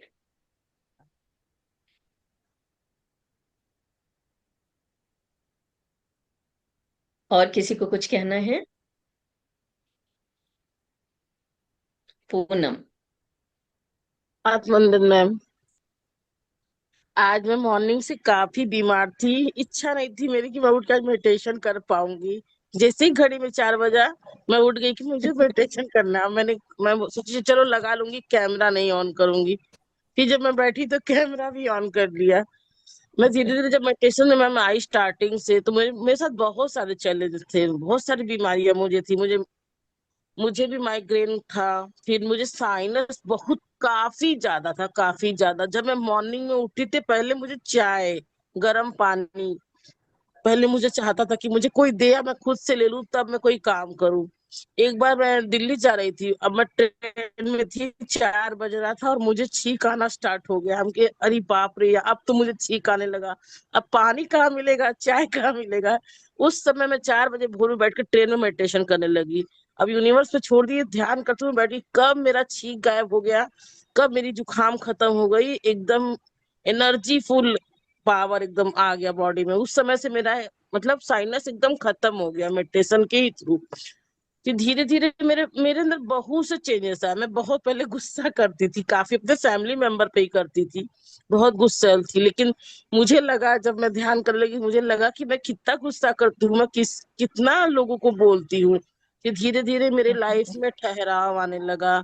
मैं हर समय अपने आप को चेंज महसूस करने लगी, हर पल अपने आप को बदलने लगी। फिर इसी तरह से एक बात मैं आपको बताऊंगी, जैसे आप डीएनए का बात ली तो उसमें मुझे याद आ गया। एक मेरी बुआ जी है, मैं जब छोटी थी तो मैं उनके घर पे ही रही, उनके साथ पली बड़ी। उन्होंने मुझे बहुत दुख दिया, काफी टॉर्चर किया, क्योंकि मैं छोटी थी। मेरे दादा उनके पास, अपनी बेटी के पास मुझे छोड़ा है कि अब मेरे पोती को रखो और तुम ही देखभाल करना। उनकी एक बेटी थी, एक्सपायर हो गई थी, तो उनको बहुत याद आती थी अपनी बेटी की, तो बोले तुम मेरी पोती को रख लो। दादा भाई उनके पिताजी थे, मुझे ले जाकर उनके घर पे छोड़ दिए। मेरे साथ उन्होंने बहुत ही गलत काम किया। फिर जब मैं बड़ी हुई, मेरी शादी हो गई, अभी भी बुआ बुआ जी आती मम्मी के पास, फिर उनके साथ भी बहुत कुछ गलत हो गया, तो उनके बेटे लोग उनको घर से निकाल दिए। लेकिन अब मुझे उनसे इतना प्यार होता है, उतना मैं उनको प्यार करती हूँ। मैं सोचती हूँ मैं उनको कितना सुख दे सकूं, मैं उनके लिए क्या कर दूं। जितना मेरे से होता मैं कर देती। मेरी मम्मी है, गुस्सा आ जाती, तुम पागल हो गई हो, जब देखो तो उनके चक्कर में लगी रहती हो। तो हम कहते मम्मी यहाँ पे हम आए हैं, वो ऐसा करें, उनका कर्म है, हम कैसा करेंगे, हमारा कर्म है। हम उनके साथ क्या कर रहे हैं यू छोड़ दो। वो भी सत्संग करती हैं, संत निरंकारी भवन में वो जाती है कि मम्मी तुम इतना सालों में गई, कभी तुम्हारे अंदर बदलाव नहीं आया। और हम लोगों को देखो, हम लोग मेडिटेशन करते हैं, मम्मी वो उनका कर्म, उनको छोड़ दो, हमारा कर्म क्या है, हम कैसे करें उसको देखो। फिर भी वो मुझे डांटती, मैं कहती हूँ, जाने दीजिए, जो हमसे होगा वो हम करेंगे, उनके लिए हम जरूर करेंगे। और फिर एक एक बात, अभी ऑरा वाला बात पे हम आते हैं। जब कभी किसी का ऑरा जैसे दिखता है, किसी की बॉडी में से कोई बीमारी है, किसी को कोई कैंसर है, कोई छोटा मोटा ट्यूमर है, तो जब कभी हम अपने ऑरा को देखते हैं तो वहां पे वो काला दिखता है, बिल्कुल बिल्कुल ब्लैक होता है, जो वहां बीमारियां होती है।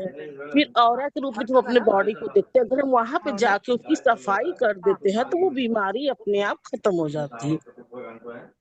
तो ये बात सही है। पूनम जी, बात तो ये सही है, लेकिन ये बहुत टेक्निकल एक्सपर्टाइज वाली बातें हैं।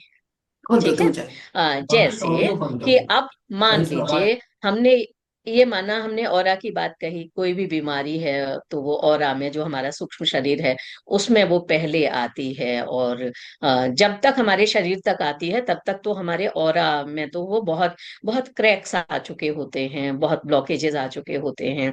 वहां पे जैसे आपने कहा कि वो ब्लैक स्पॉट्स के रूप में दिख सकता है। इनमें से कोई भी, जैसे ऐसा नहीं है कि हमने ये कहा कि ब्लैक स्पॉट के रूप में वो दिखता है तो वो ब्लैक स्पॉट के रूप में ही दिखेगा, नहीं।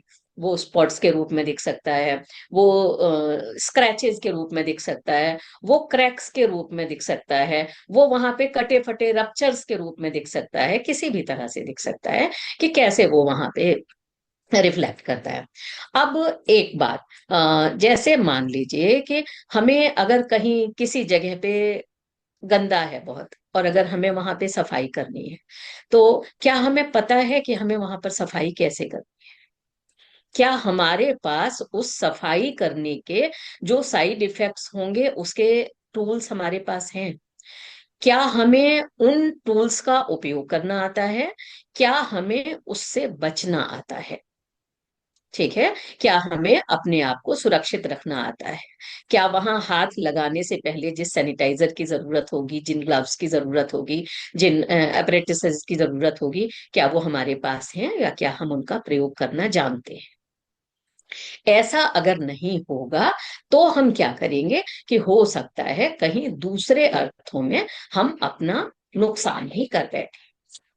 तो यहाँ हमेशा, जैसे इस तरह की बहुत सारी ऐसी टेक्निक्स हैं, जैसे प्राणिक हीलिंग है, जैसे रेकी है, जैसे और भी कई तरह की एनर्जी ट्रीटमेंट के जो और ये मेथड्स मैम, हैं। ये जो अष्टल सर्जरी होता है, तो क्या ये ऑरा से हाँ, रिलेटेड है कि ये अलग है?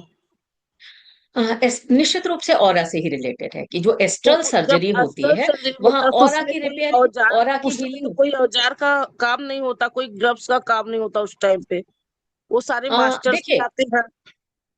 अब वो मास्टर्स किन टूल्स का यूज कर रहे हैं ये हमको नहीं पता है। जैसे मैं एक बहुत बहुत एक मैं छोटा सा उदाहरण दूं, मान लीजिए मैं प्राणिक हीलिंग की अरहतिक लेवल की मास्टर हूँ, ठीक है। तो अब मुझे पता है कि प्राणिक हीलिंग से कोई ट्रीटमेंट कैसे किया जाता है। तो अब दिखने में तो अब जैसे मैं अगर वो ट्रीटमेंट किसी का कर रही होंगी, तो सामने से देखने वाले व्यक्ति को तो किसी को पता नहीं है कि मैं उसमें क्या क्या उपयोग कर रही हूँ। लेकिन मैं वहां पे कौन सी एनर्जी टेक्निक्स यूज कर रही हूँ, क्या मैं वहां पे कलर्स का उपयोग कर रही हूँ, क्या मैं वहां पे डिवाइन एनर्जी का उपयोग कर रही हूँ, ठीक है। तो ये चूंकि वो ट्रेनिंग मेरे पास है इसलिए वो मुझे पता है। तो जो एस्ट्रल मास्टर्स हैं, एस्ट्रल मास्टर्स डिवाइन बीइंग्स है ना, तो डिवाइन बीइंग्स होने के कारण वो डिवाइन टेक्निक्स उनके पास में है जिनका उपयोग वो वहां पर कर रहे होते हैं। तो ये जरूरी नहीं है कि उसके जो टूल्स एंड टेक्निक्स होते हैं वो स्थूल रूप में, एब्स्ट्रैक्ट रूप में ही हमारे सामने हो और हमें दिखते, ठीक है। ठीक है। तो हाँ, और अदरवाइज मेडिटेशन मेडिटेशन मेडिटेशन सबसे बड़ा सस्ता सुविधा जो तरीका है, वो हम कुछ ना करें, हमने बस स्वयं को छोड़ दिया, भैया हम कुछ नहीं जानते, हमको कुछ मैम, नहीं पता है, जब हम सिर्फ मेडिटेशन के मेडिटेशन ये जानते हैं। सब चीजें जब होती हैं तो वो सब तो मेडिटेशन के थ्रू ही होती हैं, अलग से हाँ, तो नहीं होती किसी के तो साथ में। जब मेडिटेशन, वो मेडिटेशन कोई करता है अफर्मेशन, तभी उसके साथ में ऐसी ऐसी घटनाएं हाँ घटती हैं। हाँ बिल्कुल। तो वहां पे बस हमेशा स्वयं को बहुत बहुत सुरक्षित रखने की जरूरत होती है। तो हमें वो भी उसी तरह से, हम कैसे हम अपनी शील्डिंग करते हैं, कैसे अपनी शील्डिंग करके फिर ऐसे इस तरह की स्थितियों में हम जाते हैं, फिर कैसे हम खुद को अनशील्ड भी करते हैं। एक कोर्स हमने कभी किया था इस तरह का। वो था थोड़ा सा, एक जो मेटेरियलिस्टिक वर्ल्ड है वहां पर मेडिटेशन का प्रयोग करके कैसे कुछ काम किए जाते हैं। एक बड़ा बड़ा मजेदार सा एक एपिसोड वहां पे एक ये हुआ। एक जगह थी कोई, उस जगह में गाड़ियां बहुत चोरी होती थी। तो वो एक मास्टर थे, तो उन्होंने वहां पे अपनी गाड़ी लगाई, और गाड़ी लगाने के बाद में उन्होंने अपनी गाड़ी की एनर्जी शील्डिंग कर दी। होता है, निश्चित रूप से होता है ऐसा। आ, एनर्जी शील्डिंग कर दी, और एनर्जी शील्डिंग करने के बाद में वो अपना काम करने के लिए चले गए। और वो काम करने के बाद में जब नीचे आए वहां पार्किंग वाले लॉट में, अब उनको उनकी गाड़ी नहीं दिखाई दे रही थी। गाड़ी, मेरी तो गाड़ी चोरी हो गई। फिर उनको, अरे मैंने तो शील्डिंग भी की थी, और फिर भी वो गाड़ी चोरी हो गई। तो जब बात वो दूसरे आगे तक पहुंची, किसी और को पता चला, तो उन्होंने पूछा कि क्या हुआ था। कि अरे मैं फला फला बिल्डिंग में गया था और वहां पे ये पता चला था कि वहां गाड़ियां चोरी हो जाती हैं, तो मैंने अपनी गाड़ी की शील्डिंग कर दी थी, एनर्जी शील्डिंग की थी। निश्चित रूप से वो मेडिटेशन की टेक्निक से ही होता है, होती है। तो मेरी तो गाड़ी नहीं मिल रही। तो वो जो सीनियर मास्टर थे उन्होंने हंसते हुए पूछा, ये बताओ फिर आपने अपनी गाड़ी को अनशील्ड किया कि नहीं। तो मालूम पड़ा कि जो शील्डिंग हमने की है, जो कवर हमने लगाया है, उस कवर को हटाने की भी तो जरूरत पड़ेगी ना। मान ले हम किसी निगेटिव एनर्जी वाली जगह में जा रहे हैं, हमने कुछ नहीं किया, हम मेडिटेशन में बैठ गए, हमने अच्छी तरह से मेडिटेशन किया, और मेडिटेशन में हमने ये मैनिफेस्टेशन किया या अफर्मेशंस हमने दिए कि मैं वहां पे जा रही हूँ या जा रहा हूँ, लेकिन मुझे वहां की जो निगेटिविटी है, ये निगेटिव एनर्जी है, मुझे उससे सुरक्षित रखा जाए। ठीक है, अब हमने ये तो कर लिया। ये करने के साथ क्या हुआ, मान लें कि हमने एक एनर्जी शील्ड बन गई, एक कवच जैसा हमारे पास हो गया। हम बड़े आराम से खरामा खरामा गए, वहां पे मेला है, घुमाए, सारा का सारा सब चले आए। अब पता चला घर के बच्चे भी हमारे पास आने से थोड़ा सा बच रहे हैं या डर रहे हैं। अब क्यों है, क्योंकि अब हमने अनशील्ड तो अपने आप को किया ही नहीं। तो ऐसे में हमें क्या करना चाहिए, हमें फिर मेडिटेशन में बैठना चाहिए। हमें जो सुपर पावर्स हैं उनका हमें धन्यवाद करना चाहिए, ग्रेटिट्यूड करना चाहिए, उस डिवाइन एनर्जी को ये प्रे करना चाहिए कि आपका बहुत बहुत धन्यवाद कि आपने मेरी मदद की, और अब आप अपने स्थान की ओर जा सकते हैं। और मुझे पुनः जब कभी भी आवश्यकता होगी, हम जब ग्राउंडिंग की बात करते हैं ना, हम धरती में जब वो एनर्जी देते हैं, उस एनर्जी को भी हम इनवाइट कर सकते हैं कभी भी, किसी भी ऐसी स्थिति में, हम किसी खतरे की स्थिति में, हम किसी परेशानी की स्थिति में हैं, लेकिन हमने इनवाइट तो कर लिया, लेकिन उसके बाद हमें उसी तरह से उसको प्रेम के साथ, धन्यवाद के साथ में विदा भी करना आना होगा। वो भी जब हम जान पाएंगे, तभी हम इस तरह की टेक्निक्स का पूरा उपयोग कर थैंक मैम यू मैम, एक प्रश्न थैंक यू, मेरा है बहुत कि अच्छा आंसर जैसे आपने दिया। जैसे मेरे पास कोई टेक्निक नहीं है, तो क्या मैं पूर्ण समर्पण के साथ बैठ के अपनी हीलिंग कर सकती हूँ बिल्कुल, और सबसे किसी बड़ी दूसरे टेक्निक है, की? कर सकती हैं, लेकिन वहां पुनः यही, हमें अपने आप को अपने लिए सुरक्षित आप नहीं कर रखना सकती आना ऐसी चीज, होगा। आप अपने लिए जल्दी कोई चीज नहीं कर सकती, दूसरा कोई आपके लिए कर सकता है। मैम प्लीज मुझे गीता मैम की बात पूरी तरीके से सुन लेने दीजिए। जी ठीक है, जी, पूछिए मतलब मैम हम से। बिल्कुल कर सकते हैं, हम अच्छा। बिल्कुल कर सकते हैं, स्वयं के लिए उस हम बिल्कुल कर सकते हैं। मेडिटेशन में जब हम जाएं, हम हमने क्या क्या हम मैनिफेस्ट करना चाह रहे हैं, क्या हमारे अफर्मेशंस हैं। जब हम अफर्मेशंस करते हैं तो हम स्वयं के लिए ही करते हैं ना। मान लीजिए मेरे सर में दर्द है और मैंने अफर्मेशन किया मेडिटेशन में बैठ के कि मेरे सर में दर्द नहीं है। यहाँ पे मैं अब एक बात, मेरे सिर में दर्द नहीं है, हमने क्या किया, हमने दर्द शब्द को हम ले आए, हमें उससे भी बचना होगा। ठीक है, मैं प्रसन्न हूं, मैं स्वस्थ हूं, हमें इस तरह के अफर्मेशंस लाने होंगे।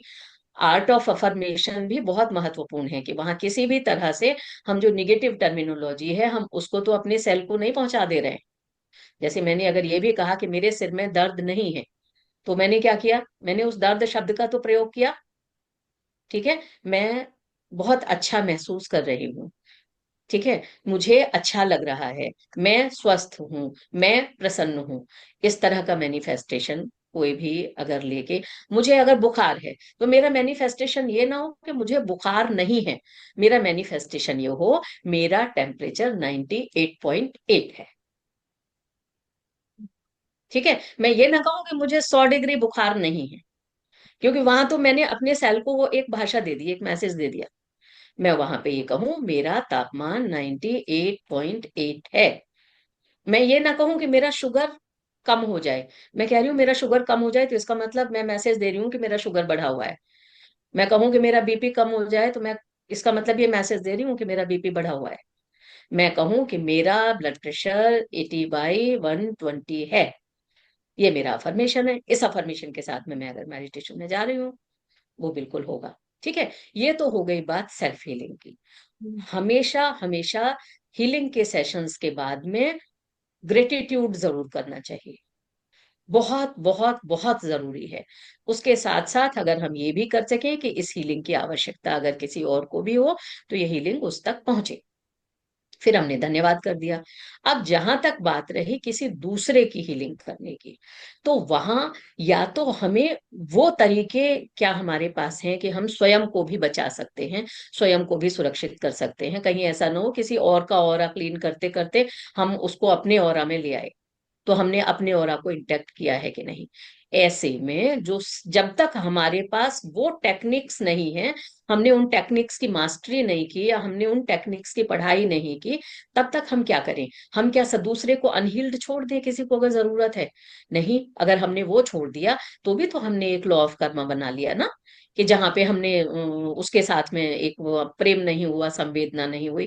तो हम क्या करें, हम बैठे तो मेडिटेशन में ही, लेकिन जो डिवाइन एनर्जी है, जो डिवाइन पावर्स हैं, हम उनसे रिक्वेस्ट करें, हम उनसे ये रिक्वेस्ट करें कि फला व्यक्ति तकलीफ में है, कृपया उसकी तकलीफ को दूर करें, उस व्यक्ति को रोग मुक्त करें, उस व्यक्ति की परेशानी को दूर करें। और उसके बाद पुनः आप उसी तरह से धन्यवाद के मूड में जाएं, उसी तरह से कृतज्ञता के मूड में जाएं। दो बातें, और हमेशा इन सब तरह की बातों में, जो मैं पहले भी सारे सेशंस में मैंने कहा है, बहुत बहुत बहुत ध्यान रखने की जरूरत है कि कहीं से भी, जैसे मान लीजिए सामने हमें पता चला कि किसी की तबीयत ठीक नहीं है, या मान लीजिए हमारी तबीयत ठीक नहीं है, या हम मेडिटेशन में गए, हमने सेल्फ हीलिंग के लिए काम किया, हमारी तबीयत ठीक हो गई, या हमने किसी सामने वाले के लिए काम किया और उसकी तबीयत ठीक हो गई, हमें पता चला। ये पता चलने के बाद अगर कहीं फूले से भी हमारे भीतर, अरे वाह, हम तो बहुत बड़े ध्यानी हो गए, बस वही सारा का सारा एकदम झटके से हम यहाँ आ जाएंगे। वहां पुनः हमें बहुत अधिक कृतज्ञ होने की जरूरत है। जैसे जैसे इस तरह के अनुभव बढ़ते जाएं, हमारे भीतर कृतज्ञता और बढ़ती जाए, हमारे भीतर धन्यवाद का भाव और गहरा होता जाए। इस बात पर बहुत ध्यान देने की जरूरत है। इसलिए जो भी कोई इस तरह के प्रयोगों से गुजर रहे हों, जो भी कोई इस तरह के ऐसे प्रयोग करें, वो क्या करें, बाकी सारी चीजों के साथ साथ एक सेशन कृतज्ञता के लिए, धन्यवाद के लिए जरूर रखें अपनी लाइफ स्टाइल में। वो जरूर करें। रात को सोने से पहले ही सही सारे दिन की चीजों को याद करिए और एक धन्यवाद के मूड में आ जाइए, कृतज्ञता के मूड में आ जाइए। उसमें बने रहना बहुत जरूरी। बहुत धन्यवाद मैम, गार्गी। इतने अच्छे से समझाने के लिए। सबसे पहले रश्मि मैम, आपका बहुत बहुत थैंक्स। आपने मेरा क्वेश्चन आपने पूछ लिया। इसलिए मैम आपका बहुत एक बहुत बात थैंक्स। मैं और कहना चाहती हूँ, अगर मैं जी मेडिटेशन के थ्रू किसी दूसरे के बारे में जानना चाहती तो मैं जान पाती हूँ। अपने लिए मैं कभी जानने की कोशिश नहीं करती हूँ। मैं सोचती हूँ कि मुझे अपने बारे में कुछ जानना भी नहीं है। ठीक है, ठीक है, ये आपकी अपनी प्रकृति है, आपका अपना स्वभाव है, और ये भी अच्छा है। क्या हम अपने आप के बारे में नहीं जान पाएंगे मेडिटेशन में? नहीं, बिल्कुल जान सकते हैं, जान सकते हैं अपने बारे में। बिल्कुल जान सकते हैं। हम किसी दूसरे के बारे में भी तभी जान सकते हैं जब पहले हम स्वयं के बारे में जान पाए। लेकिन मेरे साथ उल्टा ही होता है। जब मैं मतलब कभी संकल्प डाल के बैठती हूँ, कभी कुछ मेरे साथ ऐसी वैसी घटना होती है, तो मैं संकल्प डाल के बैठती हूँ, तो मेरे साथ उसके प्रति जो भी चीजें हैं मुझे तुरंत आ जाती है। लेकिन उसमें समय लगता है 2 घंटा 3 घंटा। लेकिन मुझे अपने लिए और अपने बारे में और चारों तरफ जो भी कुछ भी नहीं होता है मेरे साथ में। हम सोचते हैं कि मैं तो दूसरों के लिए जान पाती हूँ, लेकिन मेरे साथ मेरे लिए क्यों कुछ ऐसी बातें क्यों? फिर मैं सब कुछ यूनिवर्स पे छोड़ देती हूँ, कि कहती हूँ कि अब मैंने यूनिवर्स पे छोड़ दिया, जो होना होगा होगा, अच्छा ही होगा। बस बस बस बहुत अच्छा बस। पूनम जी। बहुत अच्छा है अब पूनम जी। और इसका मतलब ये ही यूनिवर्स का संकेत भी है आपको कि don't worry about you, I am there for you. ठीक है, कि मैं हूं ना।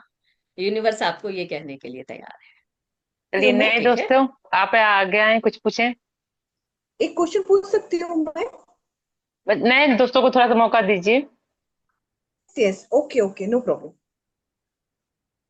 आप लोगों रचना, का आपको टाइम कुछ पूछना है या मुझे सीधे आपको बुलाने कुछ के पूछना कारण।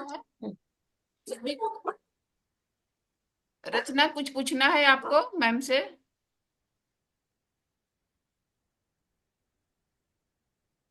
अर्चना गुप्ता कुछ कर रही हैं।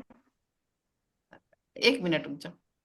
हाँ हाँ रचना। मैम, पूछना तो नहीं है, लेकिन बहुत बहुत धन्यवाद देना चाहूंगी। इतना सुंदर बोलती हैं गीता मैम कि बस मतलब खो जाते हैं उनकी बातों में एकदम से।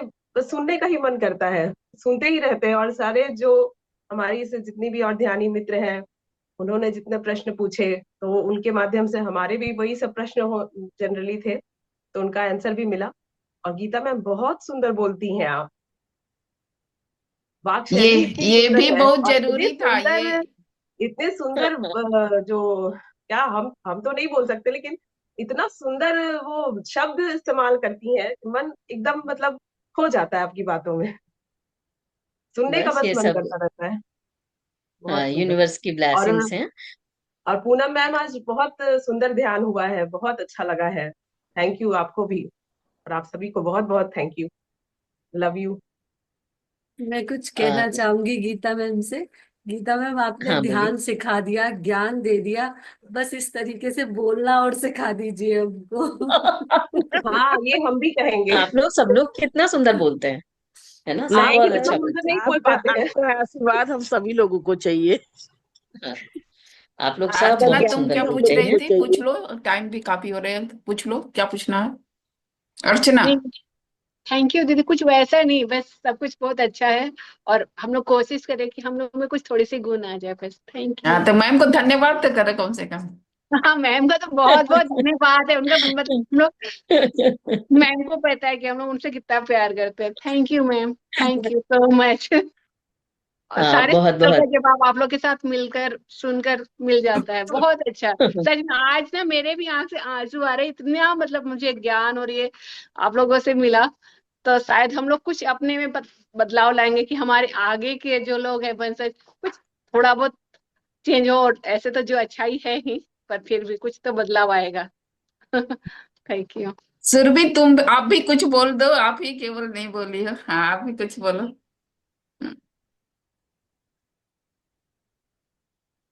मैम आप सभी को बहुत बहुत धन्यवाद, बहुत बहुत दिल से धन्यवाद करना चाहती हूँ इस परमात्मा का जिसने मुझे जोड़ा आप सभी के माध्यम से। और मैं इतनी खुश हूं ना, मैं अपने आप को चेंज करना चाहती थी कि मैं ना थोड़ा कम बोलूं, मैं बहुत बोलती हूँ, मैं बहुत नोटी हूँ। बस मैं ये चाहती थी परमात्मा से कि जितना कम बोलूंगी उतना परमात्मा के साथ जुड़ूंगी। और जैसे जैसे मैं अभी काफी टाइम से मैं सुंदरकांड भी घर में पढ़ती हूँ, तो जैसे जैसे मैं परमात्मा के साथ जुड़ती जा रही हूँ और मेडिटेशन करती जा रही हूँ ना, मैं अपने आप ही ना शांत फील कर रही हूँ। और बहुत बहुत अच्छी वाइब्स आ रही है आप सबसे जुड़ के। मैं बहुत शुक्राना अदा करती हूँ आप सभी मैम का, सबका ही। हाँ, बहुत अच्छा। सुरभि, आप खुद बहुत प्यारे हो। और जहाँ जो कुछ भी होता है वो एक तो ये समूह की ऊर्जा का असर है। और एक बात जो आपकी बातों में बार बार आई, उस बात का जवाब मैं यहाँ पे देना चाहूंगी कि अरे ये प्रश्न मुझे पूछना था, या इन्होंने मेरा प्रश्न पूछ लिया। ये बहुत सुंदर स्थिति है। ये इस बात का प्रमाण है कि इस समय यहाँ हम लोग जितने लोग मौजूद हैं वो एक वेवलेंथ पे हैं, है ना। कई बार हमें किसी मंजिल पे जाना होता है तो कोई वो घर से रिक्शे से चलता है, कोई स्कूटर से चलता है। पहुंचने के बाद क्या होता है, मान लें कि ट्रेन से अगर जा रहे हैं तो